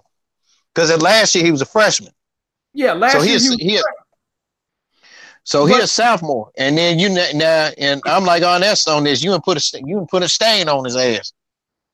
And I said potentially. That's why I used the word potentially, because when guys have games against teams like that, a lot of times that's the beginning of their careers. And a lot of times that's the beginning of their careers. That's a lot of times that's the beginning of something special. You know what I'm saying? Because for him to do that on live TV versus an Oklahoma team, that doesn't happen too often. I mean, yes, their defense might not be shit, but you're not gonna run for no fucking 300. Who's run for 200 yards against Oklahoma? I mean, I'm talking about as an individual running back. Shit, him. He the only one. Okay. You might see a lot, but see, sometime though. But see, I'm gonna tell you the reason why. No, let me take that back. I think one of West Virginia's running backs damn near did it. But the problem with that though, a lot of teams when they play against Oklahoma, they don't run on them because Oklahoma really don't have no good front seven. But that, again, that don't happen too often. 100, it don't happen. But 200, that don't happen too often. That's what I'm saying. Hell no. That don't happen too often. You might get 100. I take that back. What's his name? Damn, Nick Chubb did it against Oklahoma in that playoff game. In the playoff game. Yep, he did it. Yeah. So Nick Chubb did it. So we named two people in the last 2 years. So that goes back to my point. It don't happen too often. That's not an often occurrence. Now, if somebody did it every 5 games out of the season, half the last 2 years, that don't happen too often. That's the thing. That don't happen too often. And like you said, man, what you were just saying about, telling ladies, do not put your hands on another male. But baby, don't put your hands on don't put your hands on not just another male, but on another female, because you will get your ass rocked. Now I'll admit, now I'll put it like this. Now I'll admit, Jimmy, when I was younger, hey, I'm confessing. This is like some odd years ago, and I don't want this to be held against me. I slapped a female for calling my mom a bitch. But see, at the time, yeah, cause see, that's why I said that punk ass son of my ex-wife wasn't the first one to do it. Cause see, and I'm gonna say something on here, cause that day when he bust out and said that my mom was a bitch, and my mom's heard him while she was on the phone. I'm gonna miss something here to your listeners on here. That boy was about to get choked the fuck out. I was gonna choke him out. But here's the thing, though. It takes a strong man not to do nothing in that situation. You call any man's mom a bitch. I'm talking about a grown ass man. You better be lucky you ain't in the nearest medical center in your local city. I told him, I said, man, if and I yelled, I said, man, you ever call my mom a B one more time? I said, I will you. I use the word that rhymes with spill. I'm not gonna say it. I use a famous word that rhymes with spill. Okay. I told him that I would do that. You know, you don't, you know, and I feel like this here. You know, if you feel, fellas, if you feel you got to call another grown man or grown woman, and ladies, you in the same boat, another grown man or grown woman's mama, bitch, what that makes you? And to me, I'm gonna be honest with you, and I don't promote violence. I don't promote provoking a situation. But if Mm-hmm. you call another man's mom a bitch to his face, a grown ass man, you deserve whatever happens to you. That's the way I Yeah, look at it. because I'm gonna tell you, and I think I told you what I did when he did that, and I'm gonna tell you how much of a coward he was on that day. When he did that, his sister was about to get the fuck up out the way because she knew what was coming. She said because you know she was getting ready to get out the way, and I spit dead in his face. I said, "So who the bitch now?" Because I was about to rock his ass. And I don't and I want I damn near I don't blame you, bro. I'm gonna be honest, because if you're that bold, if you call a man's mom a bitch, what the fuck else? You might do any goddamn thing. Man, I was just saying, and I told him, I said, man, and you know, and then other, you know, I was like, man, and then when that day when Mom's heard about it, and I was telling Mom, and Mom's heard it, and I told her, I said, you know, God rest his soul, my pops, okay. Mm-hmm. I said, oh God, Mom. I said, man, what if Pops was alive and he heard about, and he had found out about that this nigga called his wife, the mother of his son, a bitch. And he's a Chicago nigga, so shit. Your dad's a Chicago nigga, and not only that, he a Chicago nigga, but he also a Navy SEAL Vietnam vet. Exactly. And Mom's like, oh God. And even my adopted sister said, oh shit. Yeah. I told him what would happen. I said, yeah, he would have called me. He would have made his business fine where this nigga was and would have beat the shit out of his ass. And if he found out if I didn't do nothing about it, he would have kicked my ass too for the inconvenience. See, that's how my pops would have rolled. Yeah. But he probably would have told me, he said, no, we find this nigga, we're gonna whoop his ass together. But yeah, so, but you know, but hey, you know, like everybody said, that made me weak. But then when I put that up on Facebook, they was like, damn, man, put it like this. Even motherfuckers that I very seldomly talk to on Facebook, when I post up about what that nigga did, they're like, damn, man, that's fucked up. One of my partners even said, he said, hey man, if we had to go down to Huntsville, Alabama, let's pay a visit to I said, no. He said, no. He said, man, I don't even know your mom, man. He said, that pissed me the fuck off. He said, it was just a good thing you did what you did. He said, man, cause man, woo. I mean, cause you know, you don't do no shit like that. And let me tell you something. If you're a grown ass man, you do that, especially if you're a grown freeloading child that still lives with his mom or whatever. Mm-hmm. And you call somebody, and you call the next man or the next girl's mom a bitch. You better look at yourself in the mirror. In fact, you better look at your moms too. I mean, because it takes a lot of whole ass boldness. His dad's a hoe. His dad is a hoe anyway, so a hoe gonna be a hoe. You can't turn no hoe into a housewife or a husband. So exactly. And for him to be that goddamn bold, man, you would have to do something to me before I even do something that goddamn fucking bold. I mean, that takes a lot of fucking nuts that takes a lot of bitch assness, I should say. That ain't even nuts. That takes a lot of bitch assness for you to call another man's mama a bitch for no fucking reason. Really, for no fucking reason. Because regardless of how you feel about Craig Smith II, there's no reason to call his mama a bitch. Because first of all, she's not the one that did anything to you. That's first and foremost. She's completely neutral to the situation.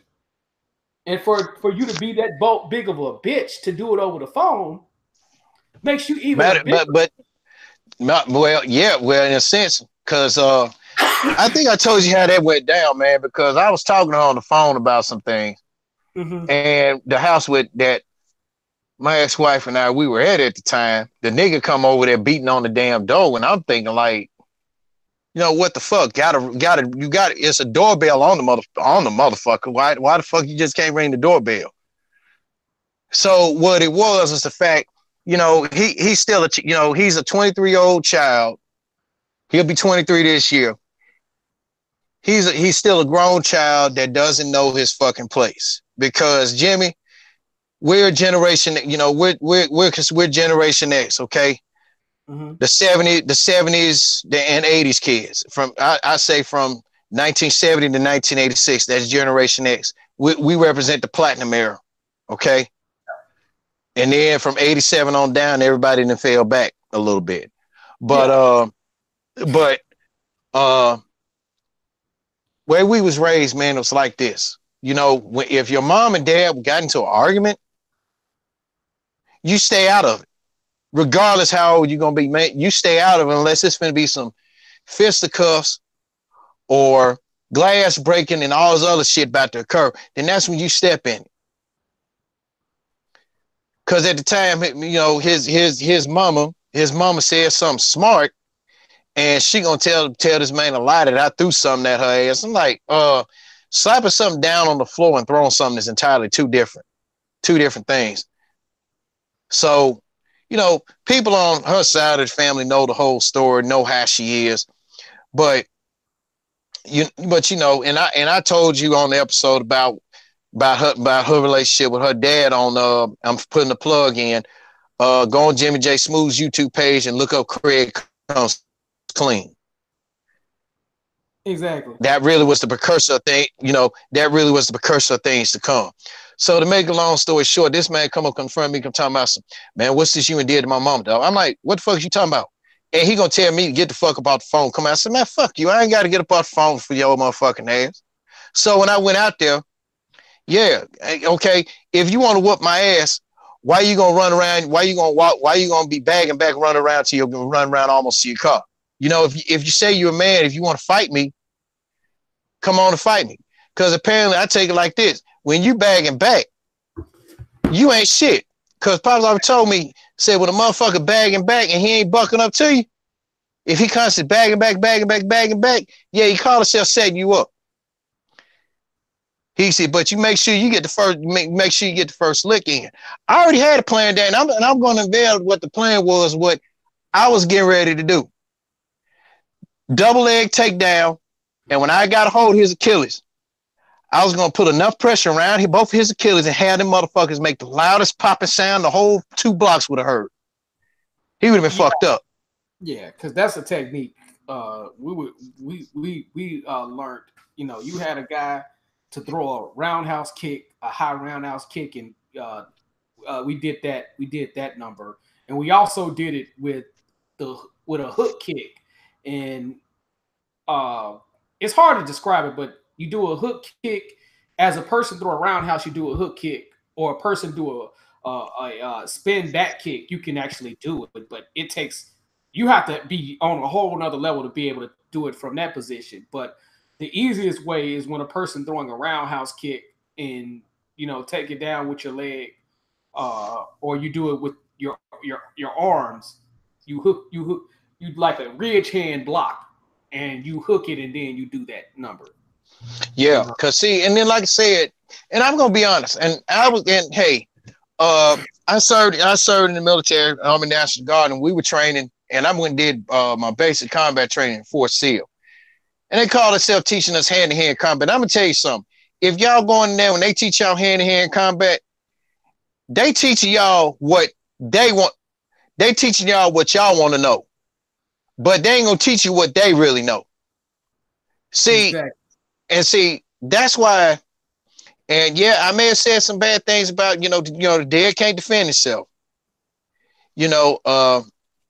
And I have gone on record. I have said some things. You said some good things about my father, and I said some bad things about some shit that he's done with me living when he was around.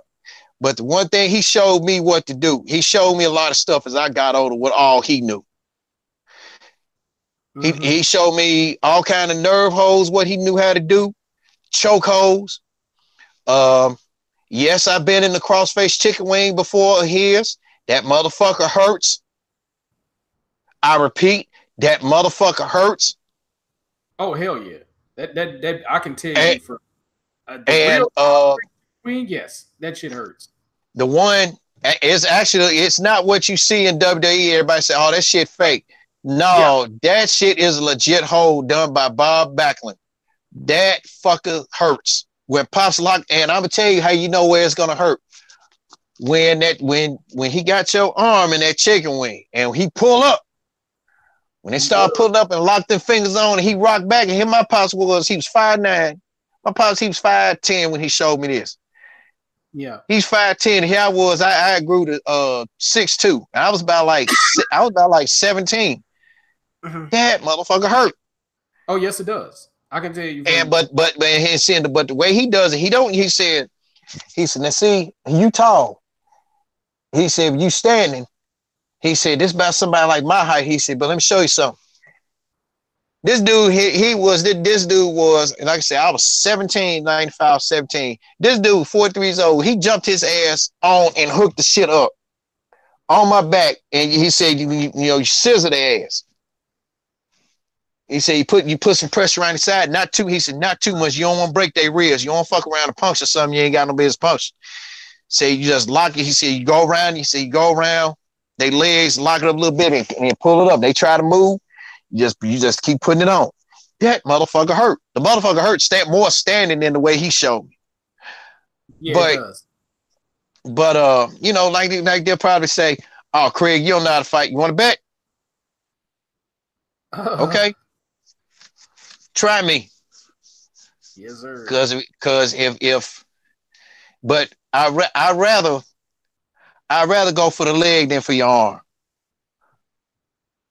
Yeah. I'd rather go for your leg, your feet than your arm, or vice versa.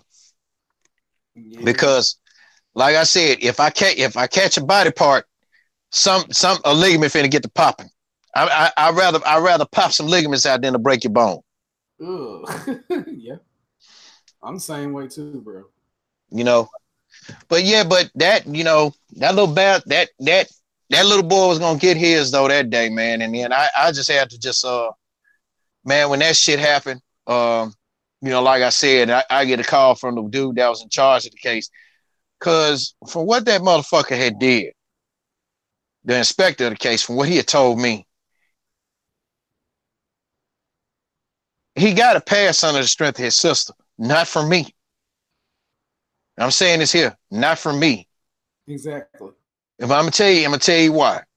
Because when the inspector called me, I was still at Centos.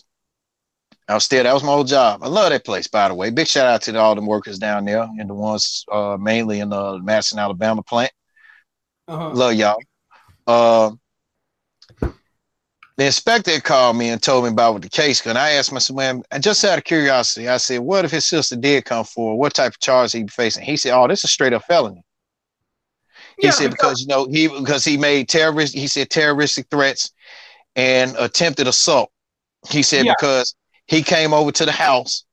Thank you. And why he said he came over to the house, and I told him everything. He said, no, by right, your wife was not supposed to move out. He said, because looking on here and looking on her, y'all did not file a legal separation. He said the only time she was able to move out was the legal separation. Yeah. So by right, y'all still supposed to stay at that house. And then I brought it to his attention. I said, because when I went to bed on my birthday, he was trying to plot on about doing something to me then. And then before that, this motherfucker was talking about, and I had to catch his ass. He was thinking about talking about buying a gun. And I told this nigga, this is like back, okay, that happened in October. This happened around, he was talking about wanting to buy a gun around back in, around back in May. And I asked him, I said, you know the old phrase, ask you no questions and you won't tell me no lies, right? He said, no, I ain't heard that. I said, well, you just did, but I'm finna ask you a question. You better not tell me a lie. I said, who the gun really was intended for? Me? And he ain't say nothing. I said, yeah, that's what I thought. I said, because I'm gonna tell you something. If you decide to go that route with me, you got my other side of the family to deal with. You got my other side of the family. You got my other side of the family to deal with. But I said, no, but I said, no. And he wanted to say something. I said, no, steal your tongue. I said, tame your tongue for a second, dog. I said, tame your tongue for a second. I said, yeah, this your mom's house and stuff like that, but I'm the one paying the rent on here. You ain't doing nothing. I said, you lucky. I said, let me just leave this thought with you. You lucky. You lucky. You not living in Chicago because had you thought about doing what I thought you what you was gonna do to me. Exactly. I always say out loud up around this house. People lucky they not living in Chicago because a lot of problems are settled in them alleys. Hell I said, and I told him, I said, just so to let you know.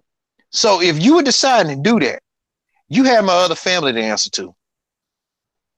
Mm-hmm. You could have, if you were hiding in fucking Aruba, they would have found your ass.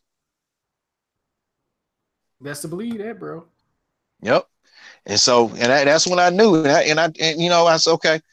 So, you know, I told my mom about the shit. I said, yeah, that little fucker was, I said, Mom, that little fucker was going to get a gun for time I want to shoot my ass. And she said the same damn thing. Mom said the same thing. Exactly. So, and that's why I said, man, and then, you know, and then on that note, if you, let me tell all you little fucking, sorry ass OGs something. If you still 60, 70 years old and you still around here making babies and shit,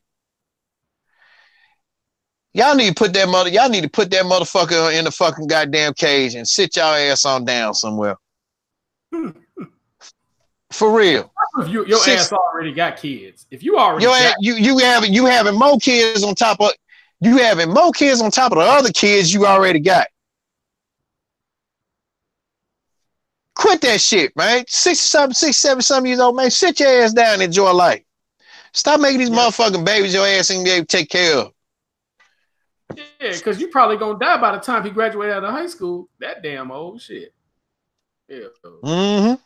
And I know they got technology, but shit, you don't want to push technology like that either, though, because you definitely don't. God damn. You definitely don't make a kid you ain't gonna be able to see. You know what I'm saying? For the most part, because 70 shit, you ain't that far from death. You probably wake up and go to sleep forever. So that's damn, that's pushing it, dude. Shit. Man, I'm like this here. If I'm, long as I get my 1 or 2 before I'm 50, I'm straight. Because originally, man, I planned on having at least 1 or 2 after I got out of high school. At least until I was around about like 21 or something. I would have been cool. But a lot of folks will say, "Well, Craig, you don't know how to. What makes you think you can take care of a child? You can't take care of yourself." I said, "Well, this comes from somebody who could barely take care of himself. So look at you. So you can't tell me you can't sit up here and say what I ain't capable of doing." And we said, and Jimmy and I also, we said this again. You females need to stop we ain't gonna keep harping on it. Females need to stop going into business for yourself. Yeah. Real talk. I joined this group called Pursue the Black Something Singles. It's on Facebook. Damn good group. And they really asked some damn good questions. So they asked a good question on there, man. They said, fellas, would you date a woman that has multiple children? And it said, ladies, this applied the same. It said, would you date a man that has multiple children? I answered, man, this right here. And I just bust out and said, man, my ex-wife's son's father is 67 years old. I said, this nigga about to be 23. Mm-hmm. I said, so shit. I said, here I am 40. So one person put it out there. They said, well, damn.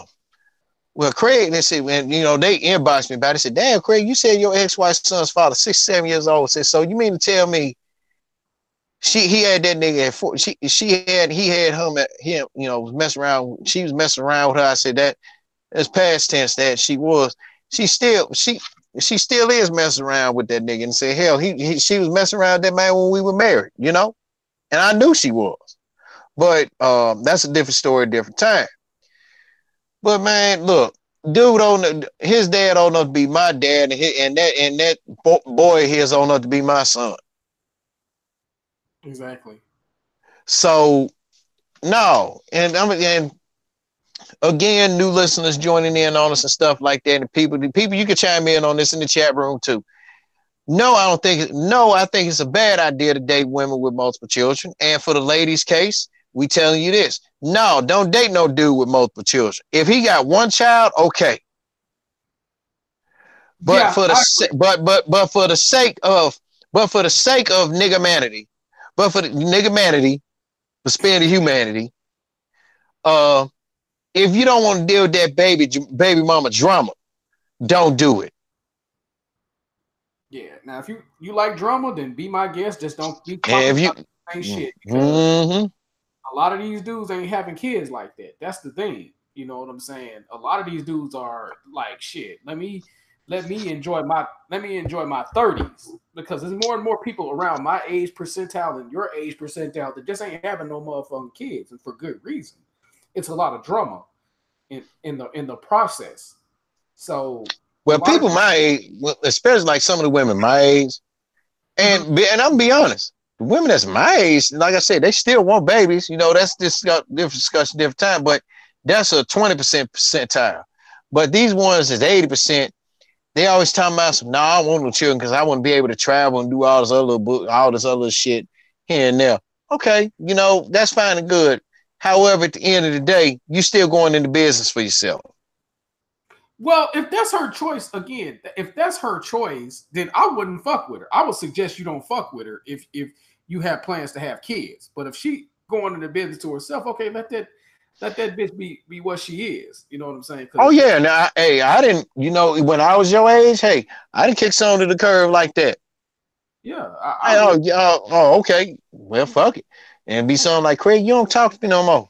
Why is that? Well, you ain't my type. I'm like, I said, well, I thought you were my type. Exactly. But you aren't. But you're not. Well, why I'm not your type? I said, I don't forget, and I'm not gonna say the young woman's name. I said, I'm the kind of person I don't forget and I don't forgive. I remember when the subject came up about children, you can talk about some. Well, I just don't want to have no children right now because there's a lot of things I still want to do. And then, folks, I said, and no, I don't want to hear about that fact you was young at the time. Yeah, I said, your ass the same age as me. Exactly. Yeah, I mean, and I shut her conversation down real quick. She was like, damn, you sure knew what I was gonna say. I said, look, game recognized game. I done seen it all, done it all. Bruh, I mean, come on, man. Game recognized game. So, hey, what's this, March? We're heading into April. I'm 6.5, be 6.5 months from hitting 41. And shit, do I want kids? Yeah. But am I in a hurry for them? No. I mean, cause shit, I know niggas my age still got grown children. They still making babies some damn well. They really need to sit their motherfucking ass down. So, goddamn, nigga, and they making babies while they married. Yeah, and I get this question all the time on Facebook where women are talking about, well, why you won't date a woman with kids? Well, it's just too many. It's a lot of times. It's a lot of obligations. It's like, for me, I'll take a woman with 2 kids. But number one, you got to have one baby daddy, because if it's multiple baby daddies, forget it. I'm not trying to talk to you. You know what I'm saying? Yeah, because I said this on the group. I said, they always say it's a package deal. I said, but read between the lines of the package deal when you're dating a single mother. Not only you dating a single mom, you dating a child, and I said, and as crazy as it sounds, you're also dating the the baby daddy or the different daddies they slept with because they ain't got all their damn personalities in them. Exactly. And the thing is, it don't ever fall for it is not a package deal. Women, when they go out in the dating field, once they break up with their baby daddy, former husband, or whatnot, they're looking for somebody to replace that man. So don't ever get into the mindset that this is not a package deal. You might not meet him for a minute. Y'all might go on a date. She might spend a night at your house. Her mama and daddy might be watching the kids. Y'all might do with y'all. But sooner or later, if you with her long enough and she want to bring up the topic of bringing the kids to the house or y'all moving in together and shit like that, them kids are going to be a package deal. Don't ever fool yourself about that. Now, if they grown, that's a little different, but I don't even suggest you get in that situation. I'm just being honest. Unless you already got. Well, hey, I ain't gonna get. I'm gonna put it like this.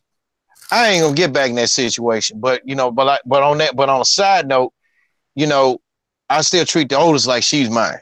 Okay, despite the age difference, because she'll be the big 3-0 this year. I ain't gonna say this month, but this year. Yeah, that's the one me and you applaud about. She got her own shit. Shit. So. Yeah, but when I say that, I'm speaking for guys who don't have children, and I'm speaking for people that may have young children, like before adolescent stage and stuff like that. It's best to deal with women. If you're going to deal with women with children, it's best to deal with them deal with kids small enough to raise. Unless you already got grown ass kids of your own, I say best to deal with them. Best to deal with the ones you can raise, because that way you won't have no little young nigga talking about you ain't my daddy, because damn, you don't even know your motherfucking daddy for the most part. So it is what it is. Yep. And then what's bad when they do know their dads don't want to fuck with them. That's sad. Nigga, you made it. Your mom made it. The woman you laid up with got a little bit of your ass in you. So you do owe your child that much. Shit. Oh, wow. That's why, man, and that's why, and that's why I'm hesitant about doing that shit. Like, I don't want to put my cousin's business out there. I met her boyfriend, man. Real good, real great dude. And see, she got 2 kids. One, he'll be 13. I'm telling a lie. He'll be 14 this year.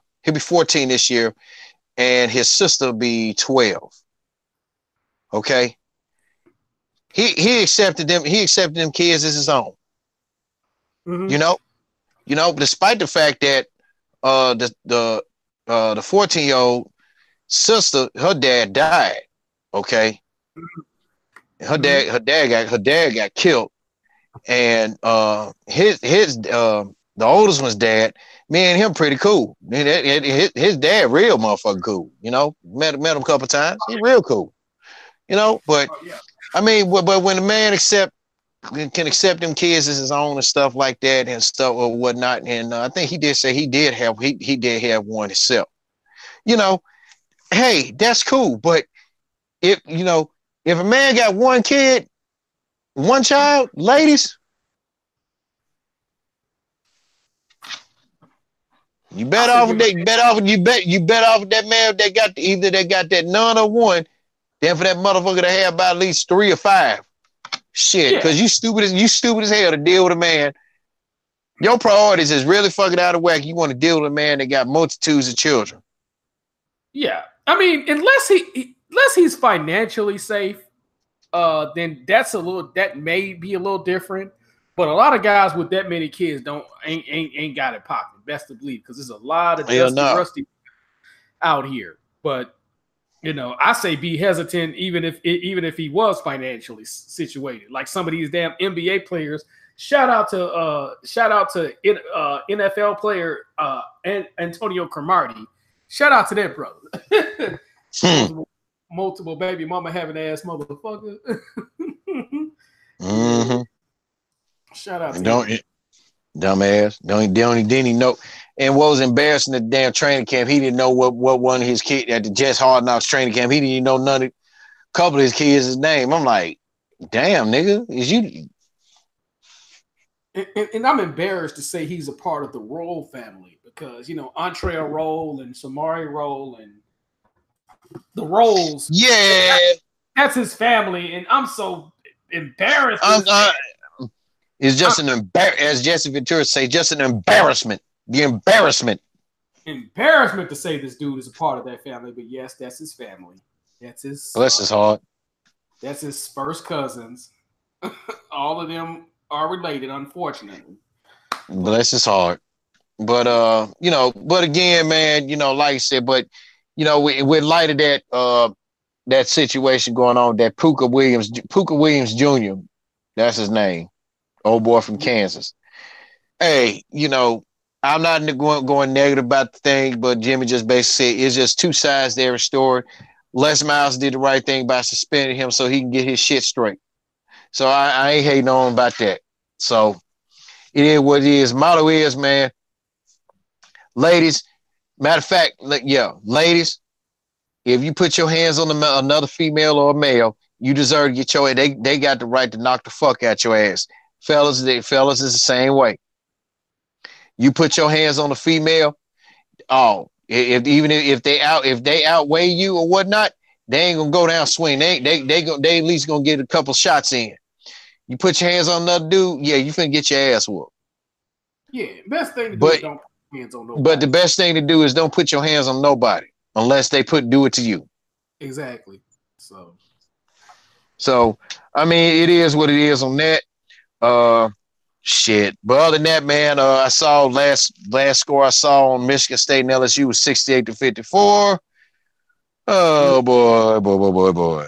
I don't even want to talk about it because you said you didn't want to talk about it. Okay, we're not going to talk about it, but you know what happened. So Auburn whooping the hell out of my boys. It's a final score, sir. Auburn beat Carolina.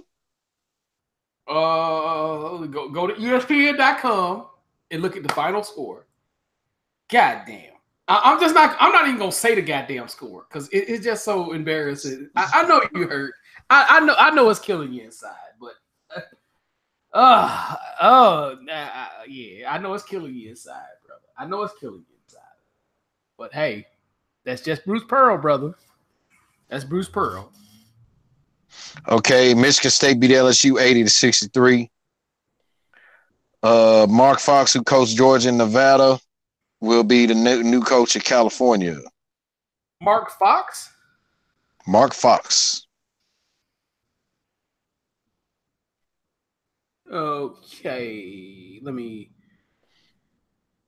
so that means Jason Kidd may take the Lakers job. Mm-hmm. That's if it comes available to him.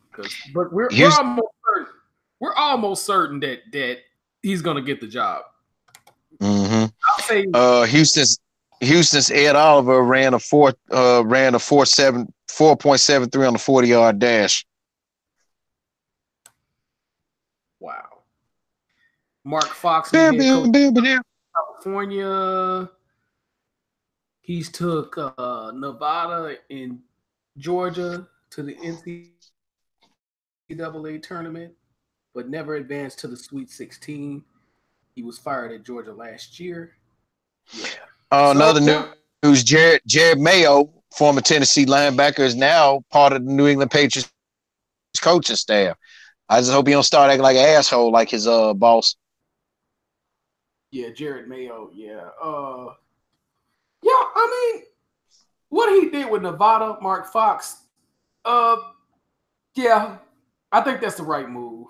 But you're gonna have to bring some hoopers, and you got to coach them. So, but I think what it is they didn't. This is a damn embarrassment. This is an embarrassment. This is a travesty.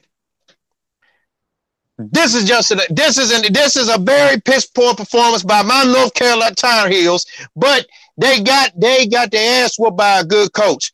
This is just a damn embarrassment. This is an embarrassment. The embarrassment for my Tar Heels, just outright just embarrassing. And that's the first time he beat Roy Williams. That's a surprising thing. This is embarrassing. He previously, I think he was like 0-5 against Roy Williams previously. This is embarrassing. Yeah, so he finally embarrassing. I'm gonna put this on Facebook. Very embarrassing, Carolina. And I'm gonna tell my boy Trey Murphy, shut up. I mean, you cannot. Hell, you cannot count Bruce Pearl out. This is a.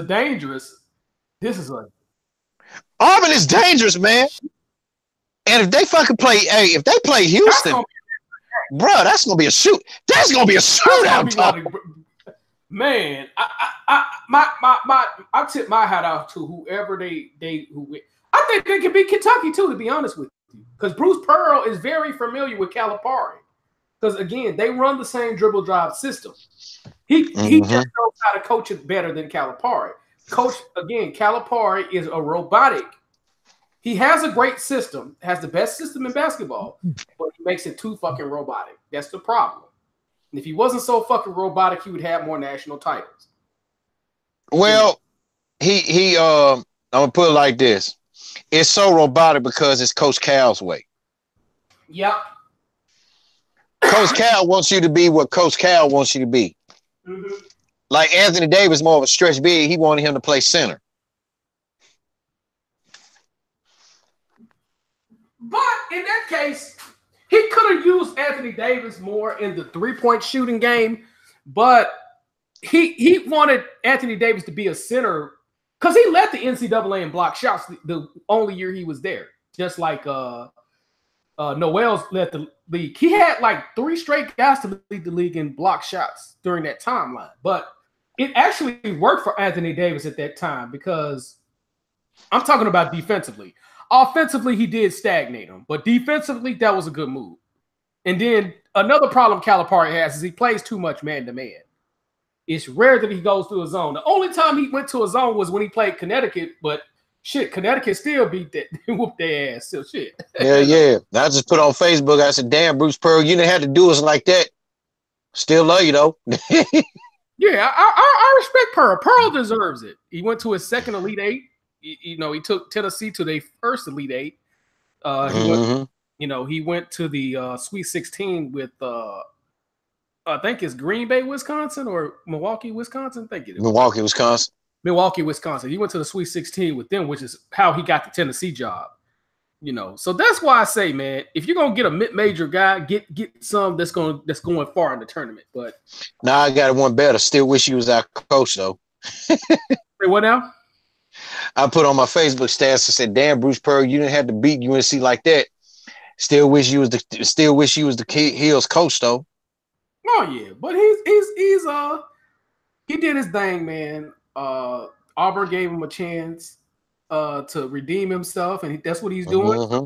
My hats off to him, man, and shout out to Atlanta basketball too, man. I have to give Atlanta basketball credit, man. They got some Atlanta boys on that team, so shout out to Atlanta basketball. Shit.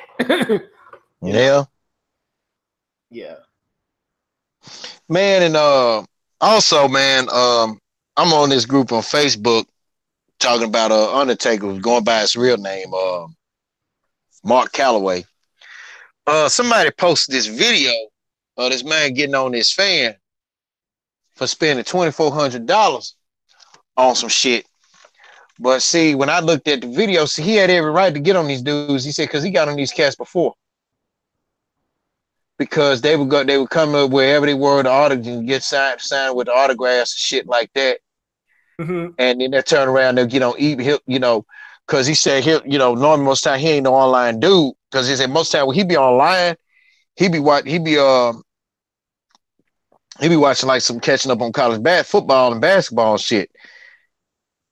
And it been reported, he said when his wife saw some of his shit that was on eBay, he recognized all his shit. Mm-hmm. And he said he got on these dudes, they were spoken quote unquote dealers. So I posted in the group, I said, when I won't really say what Mark Calloway from, I said, hell, Calloway got some street sense. I said, maybe another thing, game recognized game. So take a recognize the game, recognize that game again, man. You ain't finna I sign your shit. You ain't finna make a quick buck off my fucking name that's trademark. You know?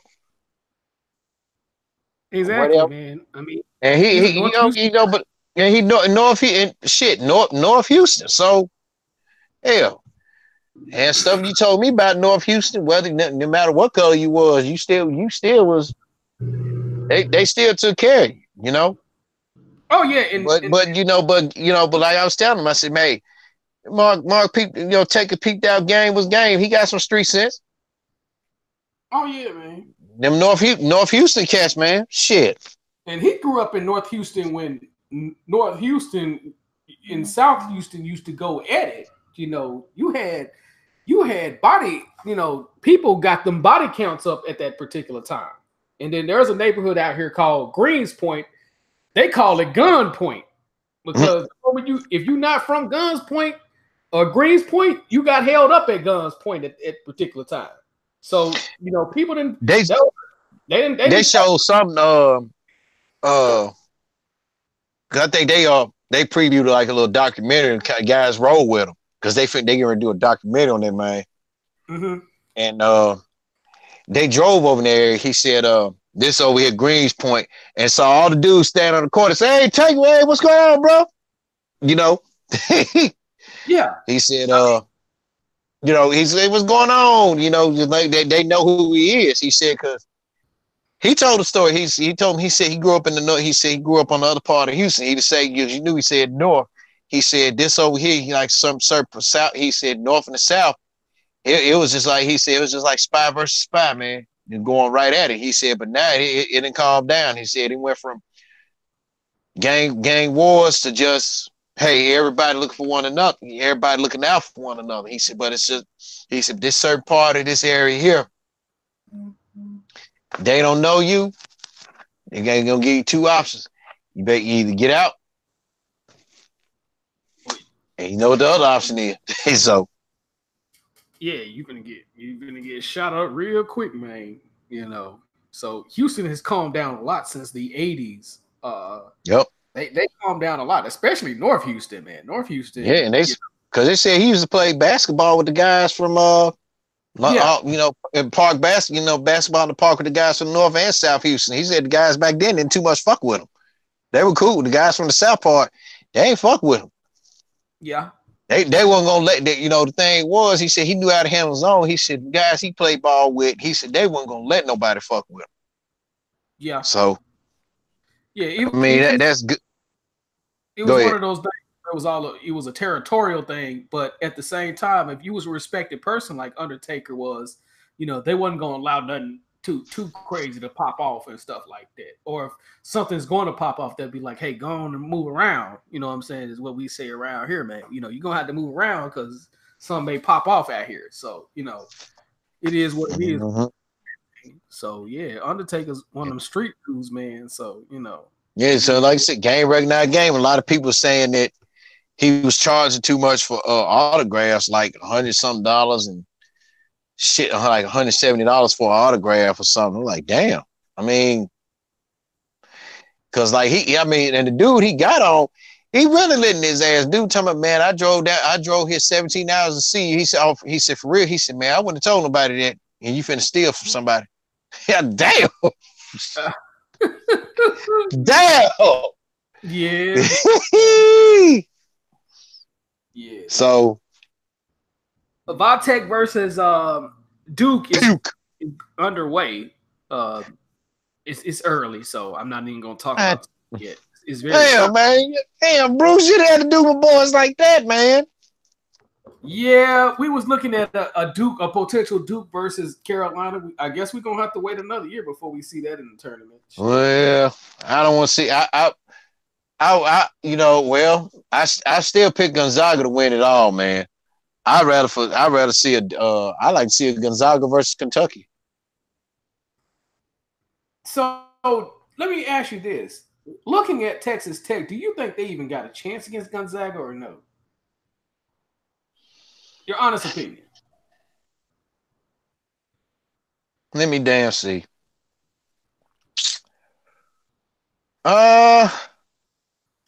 Maybe not. I say that because it depends on what Mark Few gonna get up from gather from game film. If Kalon Tiller started getting hot, it's over with. If Texas Tech try to get physical with Gonzaga, it's over with. So I mean, they both put up points, but see, Gonzaga still, Gonzaga, they still gonna put up their points regardless. Because like I said, they lead the nation in points scored at almost damn near over 90 a game. Yeah. But I'm gonna go ahead and answer this honestly. I don't think Texas Tech has a chance. They'll hang with them in the first half, but if Gonzaga start getting hot, if them stretch bigs start going out there, especially that Japanese dude, him and Tilly get out from the post and start popping threes, it's over. Yeah. Okay. It's over with. Yeah. Texas Tech so have a perfect game. I'll say that. They're gonna have the perfect little game plan. I mean, hey, they run a pretty good offense too, but their defense is suspect. Just like football teams, their defense is suspect. So, yeah, you might as well punch Gonzaga's ticket in the Final Four. Are you saying their defense is suspect in terms of? Are you saying their defense is suspect in terms of playing Gonzaga, or they're just suspect in general? In general. I mean, shit, they held Michigan to 44 points. I mean, that's Michigan. That's that's Michigan. Okay, yeah. Jim Beeline, he got one of the best offense that put up points too. Okay, because they're like in the top 10 in the nation in points scored. But let's be real here. Mark Few ain't finna let you blow his ass out. You ain't finna get the jump on Mark Few. No, not the recent guy even been getting, because he been getting dudes from the hood, he been getting dudes from Europe, he been getting dudes from everywhere. So, like, if you can play basketball, you can play for the proud and the few, man. Real talk. So that's what I like. He's doing more recruiting, man. He's really recruiting in these recent years, man. Because I think to put Gonzaga on the map, man. I think he wants to put them on the map by giving them the championship, and they got a damn good chance of winning a championship, because they play a mixture of the motion and the flex offense. You know what I'm saying? So, they have a hell of an offense. You know what I'm saying? So it takes a lot of discipline to beat Mark the Proud and the Few, man. So it is what it is when it comes to them, man. So yeah. And then and on another note, if there are any wrestling fans out there, because I'm gonna get device, I'm gonna download the Viceland channel app so I can catch this. Shout out to my favorite old school manager that my late great cousin Mary loved to insult, Jim Cornette. He had this guy on here that's I forgot the young man's name. He doing this little docu-series on these old professional wrestlers, like with deaths and stuff like that. Talking about with the Bruiser Brodies, like the death of Bruiser Brody, the death of Gino Hernandez, the Montreal Screwjob, and so much more. Because he said the first episode is gonna be about the murder of Bruiser Brody. If you have the Viceland channel, you might want to check what day it's going to be on. I forgot the name of it, and I posted the vid clip on Sports Talking Entertainment group on Facebook. And you guys, if you're on Facebook, you are welcome to join that group as well.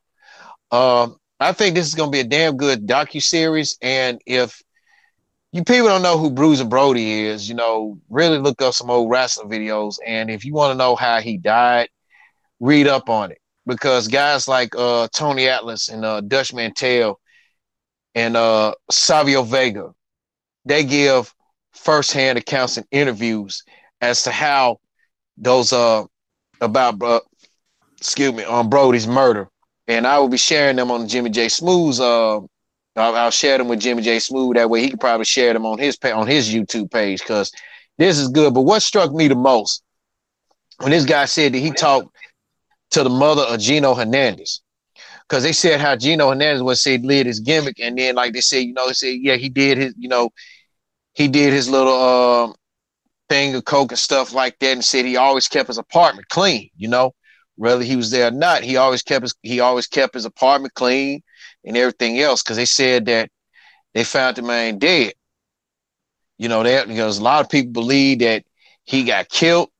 So, and then they said when he got there, they said the police believed that it was planted, that it was a drug overdose and whatnot. And then they said when they moved his body, they saw that he had a gun. They said he had a gun in his hand that was recently fired, but the bullet that killed him didn't match the bullet to what he had.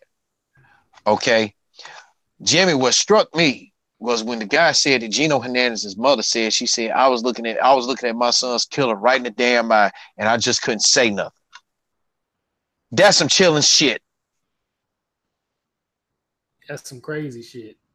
That's chilling, crazy. That's some crazy shit. You see your son's killer right in front of you. You looking at this man right in the eye. Yeah. And he said she told him his name, but they said they ain't gonna say it on the air. Oh yeah. I'm like, man, that's some wild shit, man. So yeah, on Viceland, man, just check it out, because it's a whole bunch of stuff on there. It's some good shit. So and also, if you want some really pretty good laughs, me and Jimmy talk about our boy Bret Hart. YouTube, Bret Hart Bears the World. Good shit on that one. All various clips. Mm-hmm. He talked bad, various clips from shoot interviews. He talked bad about guys like Eric Bischoff. He talked bad about Triple H. He talked bad about Shawn Michaels. He talked bad about his sister-in-law, Owen Hart's widow. He talked so bad. He talked so bad about her, because that was one of my pop's favorite wrestlers, man. Bret Hart. Oh, but yeah, man, there's some good little wrestling stuff to check out. Hey, man, speaking of wrestling stuff, did you check out those links when we was talking about with Sonny and Sonny and the HBK? Did you check that link out I sent you in the Sport Talk group? I actually already checked it out prior to you actually bringing it up. I actually already checked it out. But yeah, that was crazy, man. Like Sonny, yeah, she was all over the place. Yeah, she wasn't shading. One thing I can say about Sonny said when she writes her book, she said she didn't need no ghostwriter. She wrote all that shit in her book. She don't lie. She gonna be honest enough. Well, no, out of Sagittarians are they gonna be up front? Yeah, well that could be a good and bad too. That can be a good and a bad thing.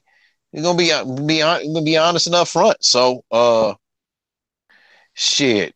Because when I first saw it, she did an interview, shoot interview, said something about her Sunday for Bret Hart. She said, no, said I never slept with Bret Hart. Said me and Chris Candido, talking about I was an ex-boyfriend, ex-husband, then said we met Bret Hart, his wife. He said his wife said it was his ex-wife now. Said real sweetheart. He said she said Shawn Michaels is the one that was having sunny days with me. I was like, oh shit. So yeah. But the part where she wrote in the book about this little sick little fetish that the man got, I'm like, yeah. I'm like, damn, Sonny, you told him you went a little bit too far on that shit, that girl, but damn. Yeah. Yeah, man, about watching her put the lipstick on while he taking care of the business. Oh my goodness. Oh my goodness. Yeah, you heard that part, right? On some. Let me fill everybody in. Man, she was. She said that the old HBK had this fetish of her putting while he was study hitting her from the back, he wanted to watch her put lipstick on. It said she had put so much lipstick on, said she was looking like the Joker. The fuck? The fuck is it? Yeah, she was wild, but I'm like, God damn, Sonny. yeah, man, yeah, she wilding out. And they She said, wild. but she told some of the story. She said that her and what's her name when Brock Lesnar's wife when she first got there because she was married to Mark Mero. They said, but they both didn't get along, and said that Sonny had got.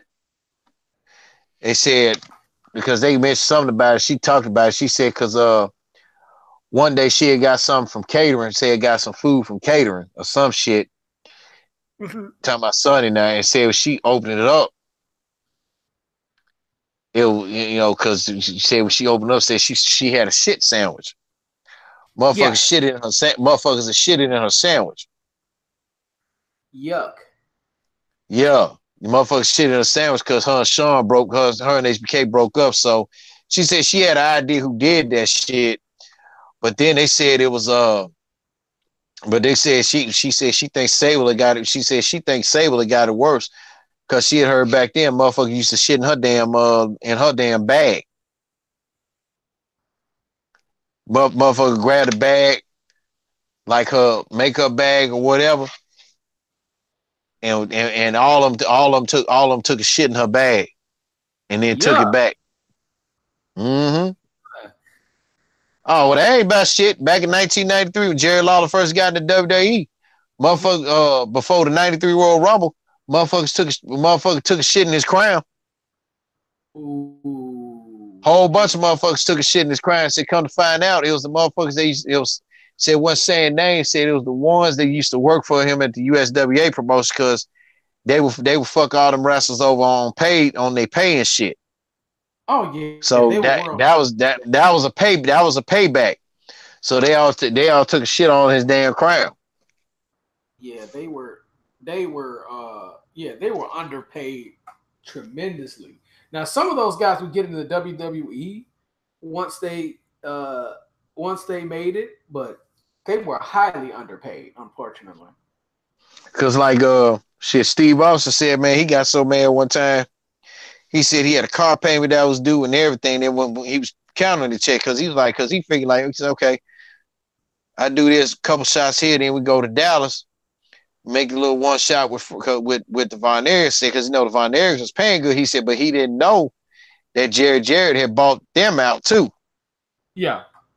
And said when he got his check, he said motherfucker one number like $25, and Jarrett talking about some, it ain't gonna get any bigger if you keep looking at it. Oh my goodness. That's the type of shit that'll get you fucked off. Totally. Man. I'm like, damn. And he was hot, so he was like, man, fuck this shit. So he said he gave WCW a call. He said, man, he got the WCW. He said they told him, man, they said, well, we finna offer you this little big time contract. Now he said he heard it before. He said when he looked at how much he was gonna be making a year, he was like, are y'all fucking serious? Because he said at first he was making 90,000 a year at one point. So then he had got a raise, and see he was able to take care of his business and all the shit that he was behind on and stuff like that and stayed ahead. He said the biggest contract he had at WCW, that man was making like 200 some thousand a year. He said, in '92, he said like in the early '90s, like between '91 and '92, that was a lot of fucking money. I'm like, damn. So them man, yeah, but shit, Yeah. man, Yeah, it was a lot of it's a lot of shit that went on in the it's a lot of shit that went on. It's a lot of shit that went on in the WWE that a lot of people, the general public, don't know about.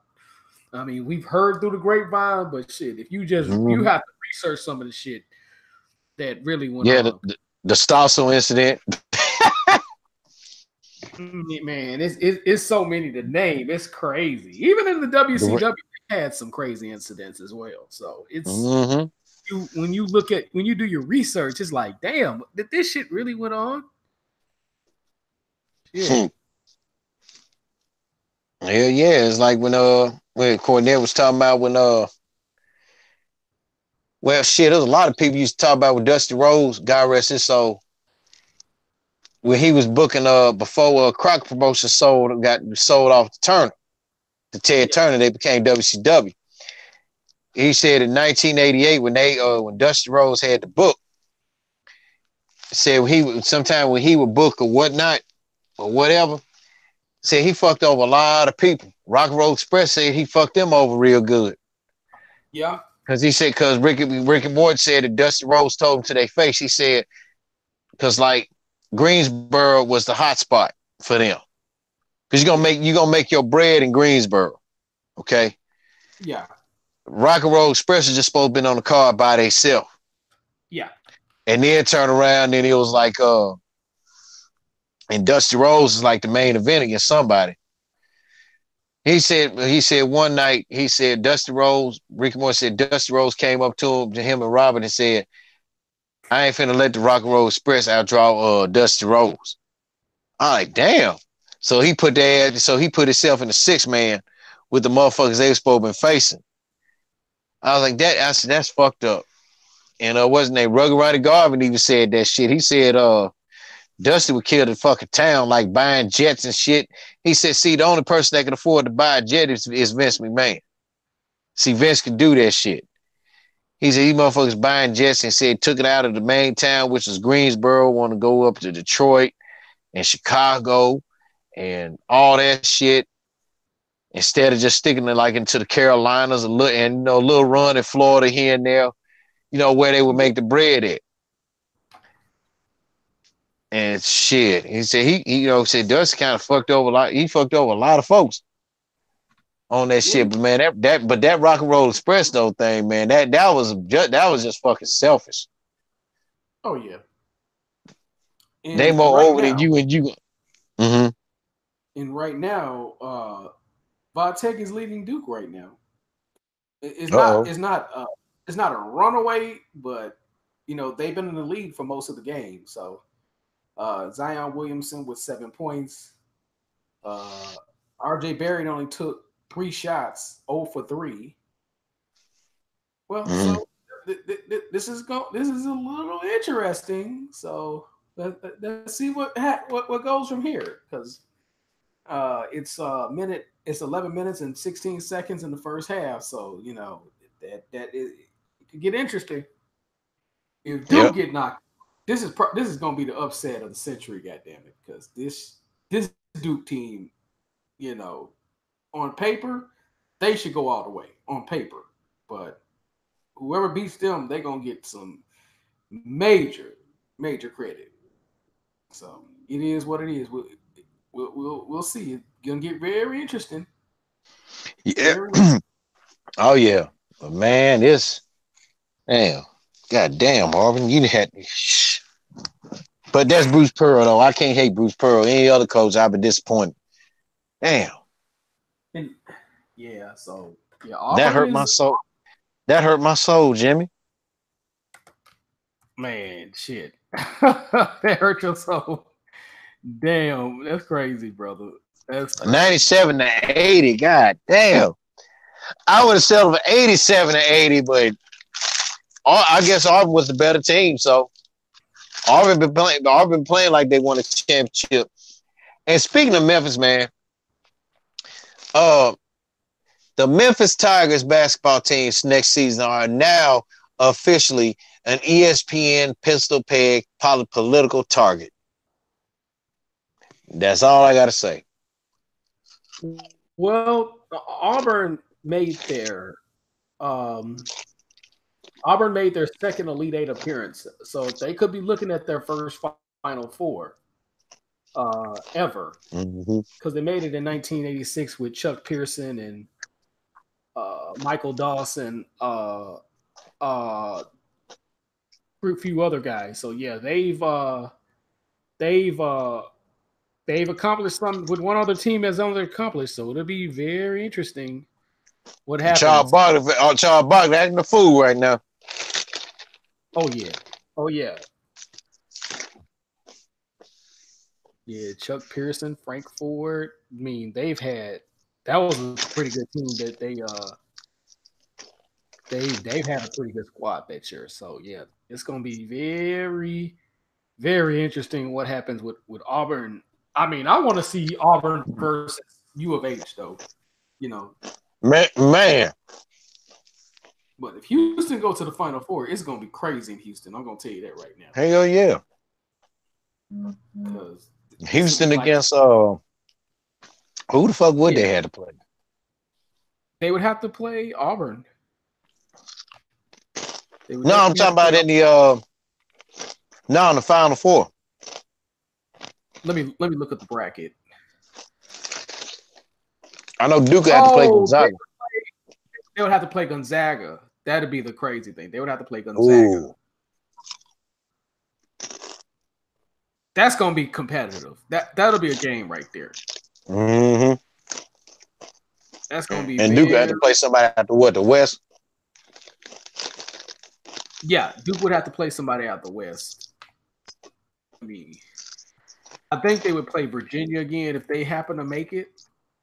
So it looked like we're gonna have to eat them Buffalo Wild Wings 9-1-1, huh? Yeah. Yeah, because I think I'm had to live up to that challenge, bro. If Virginia makes it to the Final Four with that offense, I will put that shit live on YouTube. I swear, a deal's a deal. I'm finna eat these motherfuckers. Yeah, but they still gonna lose. Virginia's still gonna lose. I mean, they're not gonna win. Even if they go to the championship game, they still gonna lose because that offense.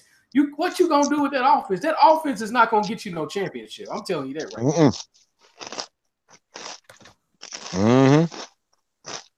You know, you might make it past Purdue, and Purdue. You know, I wouldn't at this point. I wouldn't count Purdue out. But that's a hell no. I wouldn't count Purdue out at all, man. Purdue playing with a purpose. Yeah, this is the best I've seen a Matt Painter. This is the best I've seen a Matt Painter team play in a minute. Yeah, Purdue is still dangerous, so I wouldn't even think having entertained the thought of counting them out because that's crazy. So it is what it is when it comes to those guys. Yep. So when college basketball be over with, now we just got to sit through baseball, NBA playoffs, and toward the end of August, college football will be back in session. Yeah, college football will be back in session. So we definitely gonna be something interesting. So how you think Alabama's gonna do this year? You think they're gonna go back to the championship game again with what they have right now, or do you think they're gonna have a little setback? The latter. You think they're gonna have a setback? Yeah.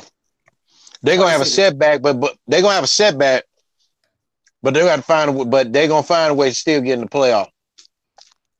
And the setback is gonna be defense. Because this defense for the past couple seasons have been playing like total fucking shit.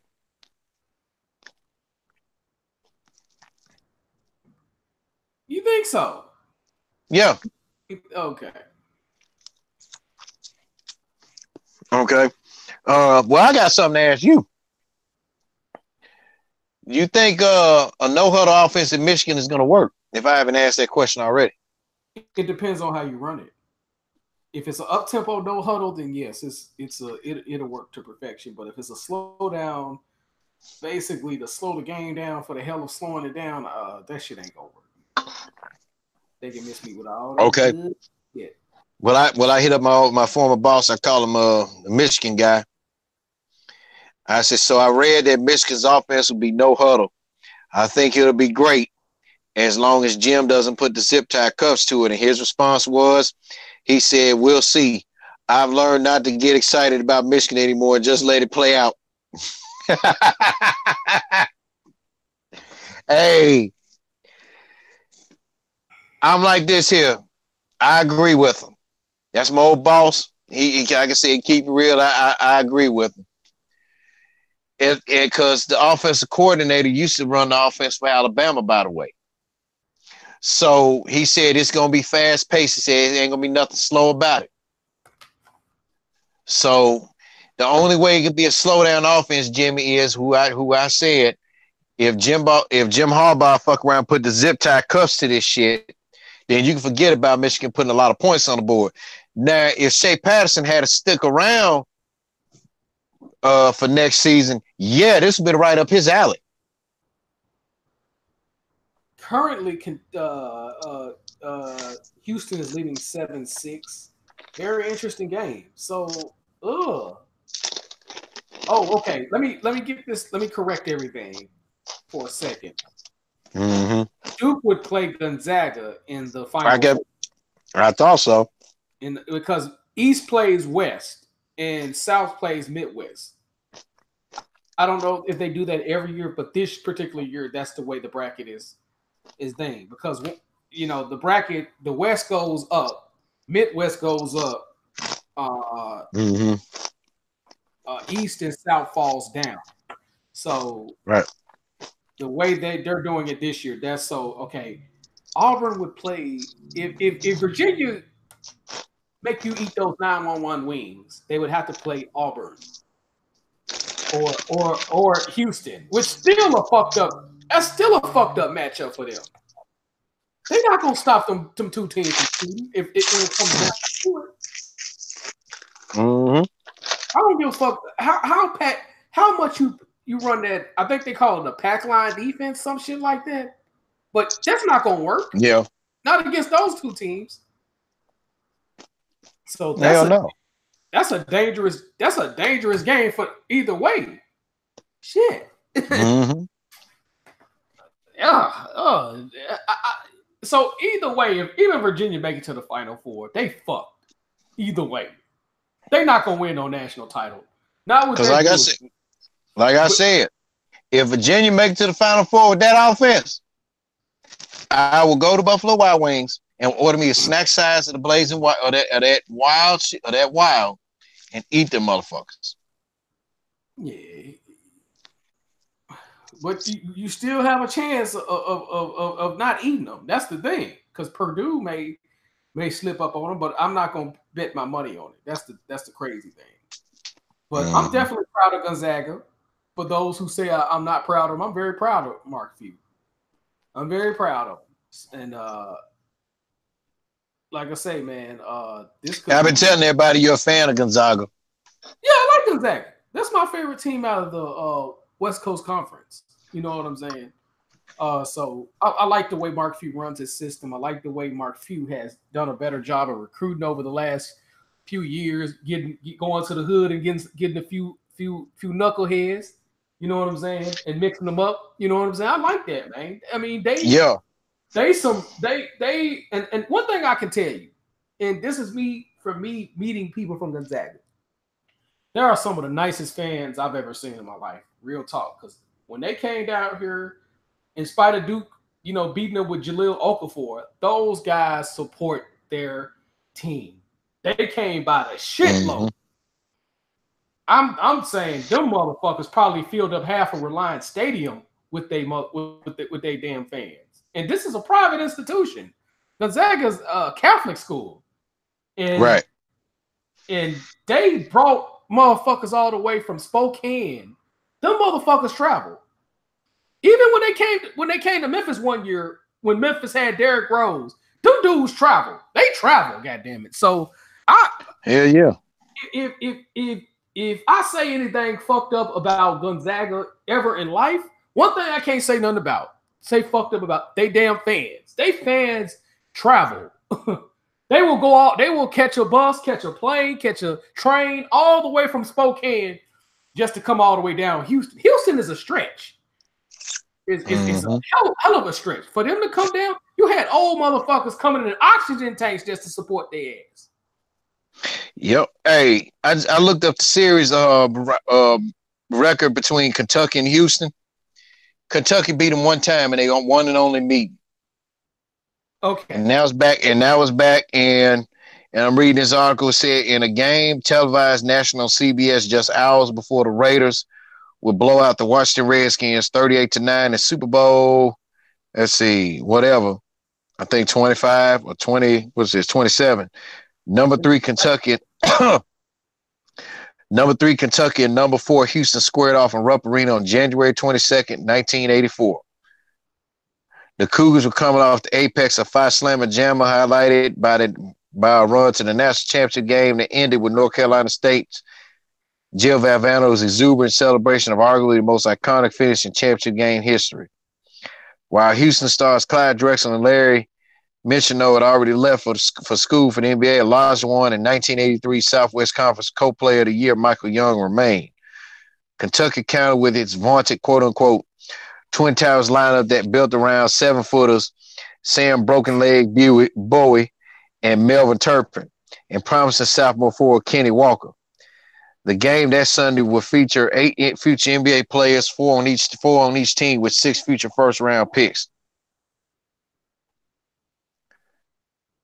And they said it, and let me see what the final score was. They said it went up by 10. Why? When they talking about what John Calipari said, man, fuck him. He don't know what went on around that time. Fuck him. Yes, they said it came back and beat him by 10 points or some shit. Yeah, and that was on Super Bowl Sunday, which is why it didn't get a lot of recognition the way it did. And yeah, and like they said, that was supposed to be the Final Four meeting that never happened. Because they had the late Ronnie Turpin, rest in peace to that brother, and they had Sam Bowie, who got picked over Michael Jordan. People are still clowning Portland Trailblazers. But again, I will say this: that was a center-oriented league at that particular time. So that I don't knock them for that decision. It's a questionable decision now that you've seen what Michael Jordan had turned out to be. But part of that you have to blame on Dean Smith because of that four corners offense too. You have to because he held back Michael Jordan a lot too. Because if he had ran a more up-tempo offense, Michael Jordan would have been #1 draft pick. Keem Olajuwon wouldn't have been in Houston. But it was too slow of an offense. And then it was meant to be around team basketball because you already had Brad Daugherty, had Sam Perkins, just to name a few. You had like his last year in college, his junior year in college, that entire starting 5 was in the NBA for at least 7 years. Hell yeah. So that I give it to Dean Smith. Dean Smith has some good teams that always come up short. He always came up short because of that bullshit ass four corner offense he didn't get his way out of. That's the reason why he didn't win more championships than he did. He didn't change with the damn times, which is I'm glad Roy Williams got out of that four corner shit, man. Especially when he played Arkansas. He was like, fuck this, we finna press them bitches. Fuck that. So yeah, the greatest insult of college basketball that year, but we already know what that was. Yeah, that. But that was Houston and Kentucky's only meeting in the regular season. And see, and really, in my opinion, man, and you really have to follow Calipari, man, not just these coaches. You got to follow all these schools. Yeah.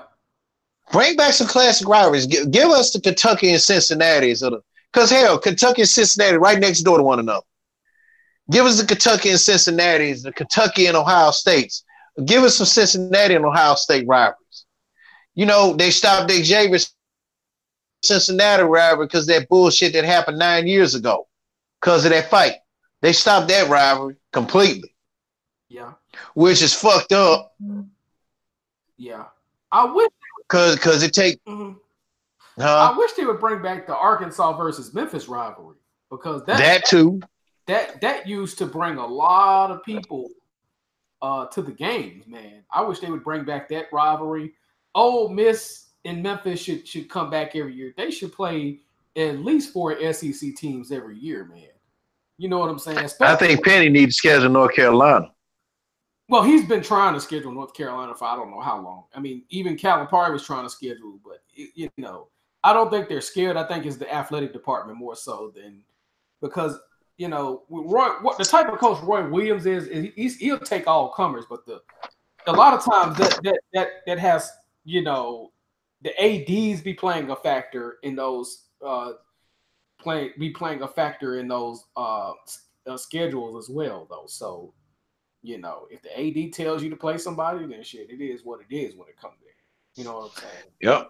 Because I mean, even Dick Vitale was even petitioning for a fucking to bring back the Cincinnati Ohio State rivalry. Yeah, but he said if you really, he said, yeah, Xavier Cincinnati, he said that really was the second. He said if you really want a true battle for the state of Ohio, get Cincinnati and Ohio State to play every year.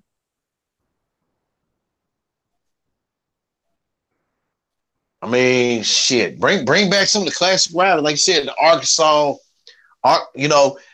Well, because shit, well, we can't. I mean, we normally used to get it. Well, I mean, when Arkansas, Missouri used to play every year, but now they in the same conference. They barely play each other in their own conference.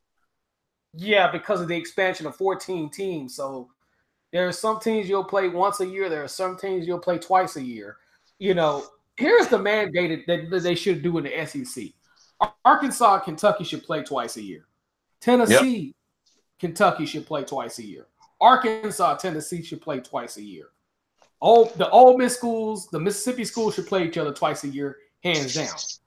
The Alabama schools should play twice a year.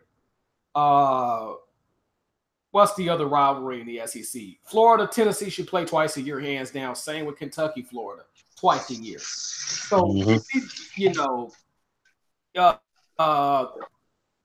those games should happen twice a year because of the fans, because those are big rivalries right there. You know what I'm saying? Make your biggest rivals have to play each other twice a year. You know what I'm saying? Memphis, but the thing with Memphis, I think Memphis need to bring back that Arkansas rivalry. You know what I'm saying? And they need to bring back. And I remember they had a rivalry with Missouri too. They need to bring that back. But they need to. I think nowadays these kids don't care too much about rivalries now. They just want to go out there and play ball. They played Missouri up until like 93, 94 because they used to play every year. And Norm Stewart had some great teams. I used to enjoy those games. You know, those were some exciting games and shit like that. So, yeah, they need to bring back Missouri, Memphis. I mean, it's quite a few rivalries. I mean, if I'm Memphis, if I'm Penny, I'm trying to schedule as tough as I possibly can schedule. So, hell yeah, I can prepare for the postseason, man. Because ain't no time for playing soda pop teams at this particular point, man. And that's what I liked about Calipari. Soda pop. And that's what I liked about Calipari when that year that he fucked up the national title game. He played some tough competition. He played some tough competition. We had the #1 schedule in the country. In spite of our damn conference, our conference sucked. But the non-conference was the toughest. Even some of the little non-conference teams was trying to get up with us, man. And we had some teams that was on our ass, like that UTEP team. You know, they damn near beat us in the pyramid, but we hung in there. I'm put like this. I'll still say if they had just left the conference alone like it was with Louisville, Cincinnati, and DePaul and Marquette in there, man. Ooh. Yeah, but the Big East came calling. Yeah, when the Big East come calling and money come calling, television deals come calling, that's hard to turn down. You know, I wish they would have just left the Big East alone altogether. But the problem is just too much money on the line. You know, and then the Catholic 7 was like, shit, we don't play football, so shit, fuck y'all. That's how they looked at us. So it was just they really broke up the conference. They really broke up the conference and shit like that. So it was, you know, now you got a separation of the Big East and now the new Big East and shit like that. So, you know, the ACC comes sending their dollars out, and the ACC is a very heavily money-making conference. So it's one of them things to where, you know, when they start calling, then it's crazy, man. So you know, it's all about money, man. That's what it comes down to, man. It's all about money, man. So uh, I wouldn't expect any of the Memphis teams or any of the AAC teams to get into a big major conference with that Big 12 bullshit talking about, well, we're looking at Houston, we're looking at Cincinnati, and then all of a sudden they didn't do shit. So I'm not looking for a big major conference anymore. You know, let's just play each other the way it is. They want to come call and they know what to do. So that's the way I look at it. Yeah. I mean, if they want to, they really need to bring the conference back the way it was. I remember Memphis was playing UConn like every year till they moved their ass. Yeah. So yeah, they need to do something about this shit. They need to do a better job of scheduling. They need to really bring back rivalries. Hell, UCLA and Kentucky, if they're not already playing each other every year, they need to bring that back. Shit. You know? It was talk, but you know, it's bad that UCLA is not a high-profile job anymore. That's sad. Well, and again, me and my roommate had an argument about this. I'm like, it's not a high-profile job, mainly because of the ADs, for the most part. ADs are playing a factor into that because the problem ain't recruiting. Because the entire you don't even have to leave fucking Los Angeles to get a good name recruiting. Then you got people that'll come to you, big name players that will come to you just because you're UCLA. You get a few guys on the outside, but for the most part, you don't even have to leave Los Angeles. But I think the athletic department is on some bullshit, man. And then they know the expectations is unrealistic to a certain degree. You know, because if you make it to the Sweet 16 but don't get them to the Final Four, guess what? That's your damn job right there. If you go too many years without making it to the Final Four, that's your job right there. So with fucking UCLA, you know, they got to be more realistic in terms of their job, their coaches, and they got to get better coaches. If they want a great coach, they're gonna have to go for the best out there, man. You know what I'm saying? They may have to look into. I know for a while they was talking about they was gonna try to get Earl Watson. I'm like, man, anybody but him. I said, look what he did. Look what happened with him in Phoenix. Yeah, he needs a little bit more. He needs to be an assistant, stay an assistant for a minute before he ain't doing shit now. He chilling out, getting ready to marry Joy Taylor's fine ass. Yeah, but if they're gonna go back to coaching. He needs to go back being an assistant. He don't need to try to get a head coaching job.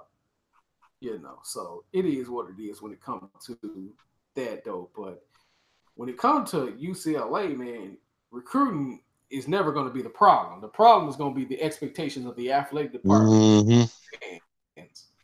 Oh, you didn't win the national championship? You're fired. Oh yeah, you're fired. Yeah, that's how they are. Oh yeah, because UCLA is a city of champions. So, you know, is the school of champions. So yeah, you got to win a championship, or at least have the potential to get there. Look what happened to Gene Bartow when he went to UCLA. Shit, he got fired after going to 3 straight Final Fours. That's how spoiled the fan base was. Go figure. Everybody all said that he really was a bet. It was a pretty good successor to John Wooden. Yeah, but expectations was unrealistic and overly high. So I mean, when you got a fan base that's used to winning, man, the minute you stop winning, you know, your ass is fired. The Lakers, you don't win a championship with the Lakers, or you know, you done. Let's not talk about you not get to the playoffs. They're not taking that shit. But you don't win? Oh man, they'd be like, man, get your ass up out of here. Shit, that's why they fired Kurt Rambis for they fucked around and got Phil Jackson back in '99. Oh yeah, man. You gotta show that you can win a championship, man. I didn't think Dale Harris was a bad coach, but man, you know, it just their expectation is high, man. They shoot sometimes. So it is what it is when it comes to that. Yeah. Man, but this shit here, man, it's basketball and stuff. Sad as I say, I'm well, kind of say it. I'm ready to watch some NBA playoffs, man, as much as I can. Yeah, but they got a few games left, so I mean, it'll be interesting, man. I'm just ready for the NBA playoffs to start, man. So Yeah. Oh yeah. we can see We know Golden State gonna take it, and then the real focus gonna shift from the playoffs to the free agent market. What Anthony Davis gonna do? Shooting guy at Buffalo Wild Wings asked me. He said, "What you think about whatever?" I said, "Man, I said, hey," and I mentioned about you. That's why I helped him subscribing to you. I told him, I said, "Man, if I was Alvin Gentry, I'd dip because hell, fucking Drew Holiday." It seemed like every year at the end of the season, he got to shut it down for a surgery or something. So this motherfucker shut it down for a core muscle surgery. I'm like, what the fuck? Yeah, and my friend who's a North Carolina Tar Heel fan, he's a born and raised North Carolina guy. He said, Kobe White, you are not ready for the NBA. Thank you. Thank you. But you're not ready. He's born and raised in Carolina. Reply to him and tell him thank you. And what's his name? His name is Michael Moultrie on Facebook. He's a born and raised. Okay, well, Mike, look here. I agree with you 100,000%. Because Kobe White is not, because like I made mention about some of the dumbass shit that Kobe White does. It's just stupid. Why you gonna throw up a 3-pointer with 8 seconds left on the fucking shot clock? And you gonna lie and say you thought the shot clock was at 0. You blind, you ain't you knew how much was on the damn clock. He doesn't have any good court vision. Come on. He don't have any good court vision, none whatsoever. Yeah. Like Mike said, rest young. In other words, Kobe White, rest, young man, rest. You not ready.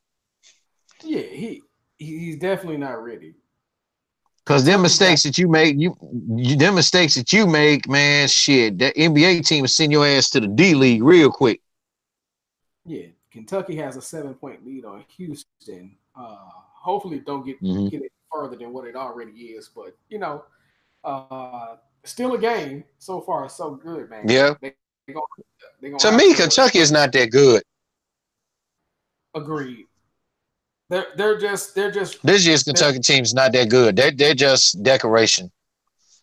Yeah, their system is what makes them look good. But honestly, that talent wise, this talent, even though they're McDonald's All-American, is they're the people he recruited this year is deceptive because they're not as good as what people make them out to be. Because Tennessee proved that, and a few others brought them down to reality. So, hey, they did say Calipari's worst recruiting class is the one that had Nerlens Noel on it, and them other guys. Well, them hoes. The crazy thing is, them bitches was still a number one fucking recruiting. Virginia Tech is up on Duke. Shit. It's a 4-point lead, but 4 points can turn into fucking. And Buzz Peterson, man, don't count him out. He know how he plays some little. He know how to slow down. He know how to play slow down with some certain teams. Man, yeah. That's some interesting shit right there, bro. That's gonna get interesting. Yep. Interesting. So we gonna see, man. Cause yeah. But man, let me add some little quick plugs before we go, man. Cause excuse me, apologize, gentlemen. Sunday, Let's Draw on Something Facebook episode 2. But we're gonna do this one a little different. So hopefully Jimmy can get his invite requests in when we do this, because and Facebook really has been having some issues with their connection of as far as like with the lives and shit. Cause I had to send Jimmy an invite on my shit 5 fucking times. Even with me cutting the Wi-Fi signal antenna off the phone off, just so it could go back to the regular phone signal, it still wouldn't connect up. So I don't know, maybe it's a double-edged sword or something like that. So hopefully, barring any technical issues on this one, but we're gonna do it different. Because probably tomorrow, Jimmy, I'll probably send you some excerpts from my journal/memoir I'm in the process of writing. As I detail the timeline of back in the summer of 2004, what it was like, my first few months of working with my pops and working with my pops on night side at FedEx with the work group he was in. Let's just say, I say some shit on there that has been that should have been said, that's been said and will be retold years later. And and when I see some of the stuff, you can feel free to ask questions about some things on there. And also Jimmy J, like I said, let's draw something. Hopefully we'll return back once we get the laptop and everything else, other issues and stuff on out the way, because can't try to do it on the phone, but I got to redo that, reinstall that YouTube Studio app, because I'm seeing everybody putting up like thumbnails. And look here, if anybody know how to do like thumbnails and stuff like that, like what you see like with all the other people on the podcast, like you see on big shout out to my guy down in Huntsville, Conrad Thompson. He does his little wrestling podcast, is like What Happened When, and something to wrestle with Houston's own Bruce Pritchard. I'm interested in, if Jimmy's down for the idea, interested in somebody doing like some thumbnail art, like for the headline, like for a show or something like that, because I've been seeing some pretty good ones on Conrad Thompson's 2 podcasts he does. And really the most funniest one was the one where he did on the What Happened when he and shout out to Tony Schiavone did a watch along of Super Brawl 2001 of WCW, and had a thumbnail with different wrestlers' faces on the Facts of Life characters. That was some of the funniest ass shit I ever saw. And I said, damn, I gotta get somebody to do some shit like that for me and Jimmy, man.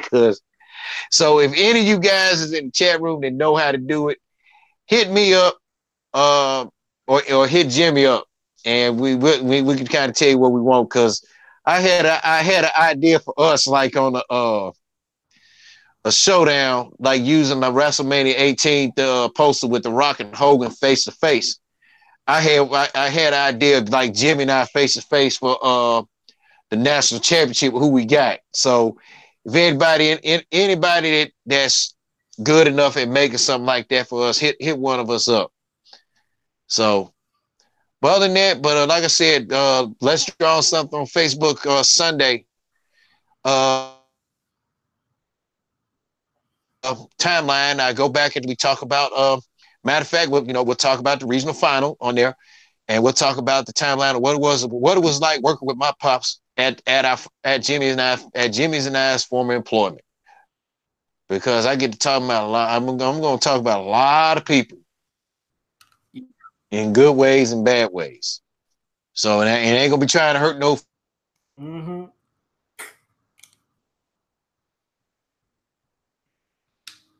You there? So, other than that, Jimmy, you got any plugs you like to put in for your? Repeat what you just said, because you went in and out, brother. Oh, I was saying that for the Let's Draw Something on Facebook, like I said, we're gonna be talking about the regionals, and then we're gonna go back in time to 2004, what it was really like, what my true thoughts was on working with my pops back in 2004 at our old place of employment. So it's gonna be some interesting takes on some stuff. It's gonna be some lessons learned, and but the thing, and the motto of this is gonna be, the premise of this is that sometimes it's best to not work with your family at your job. That's good advice. I agree with that. You know, and then that's gonna and you know and everybody find out why it's gonna be a lot of name dropping. And if you know, well, I'm not gonna try to hurt no feelings. It's just gonna be truths told and shades thrown. And you know, like I said, Jimmy, I'm gonna send you excerpts of you know, because I done dug up some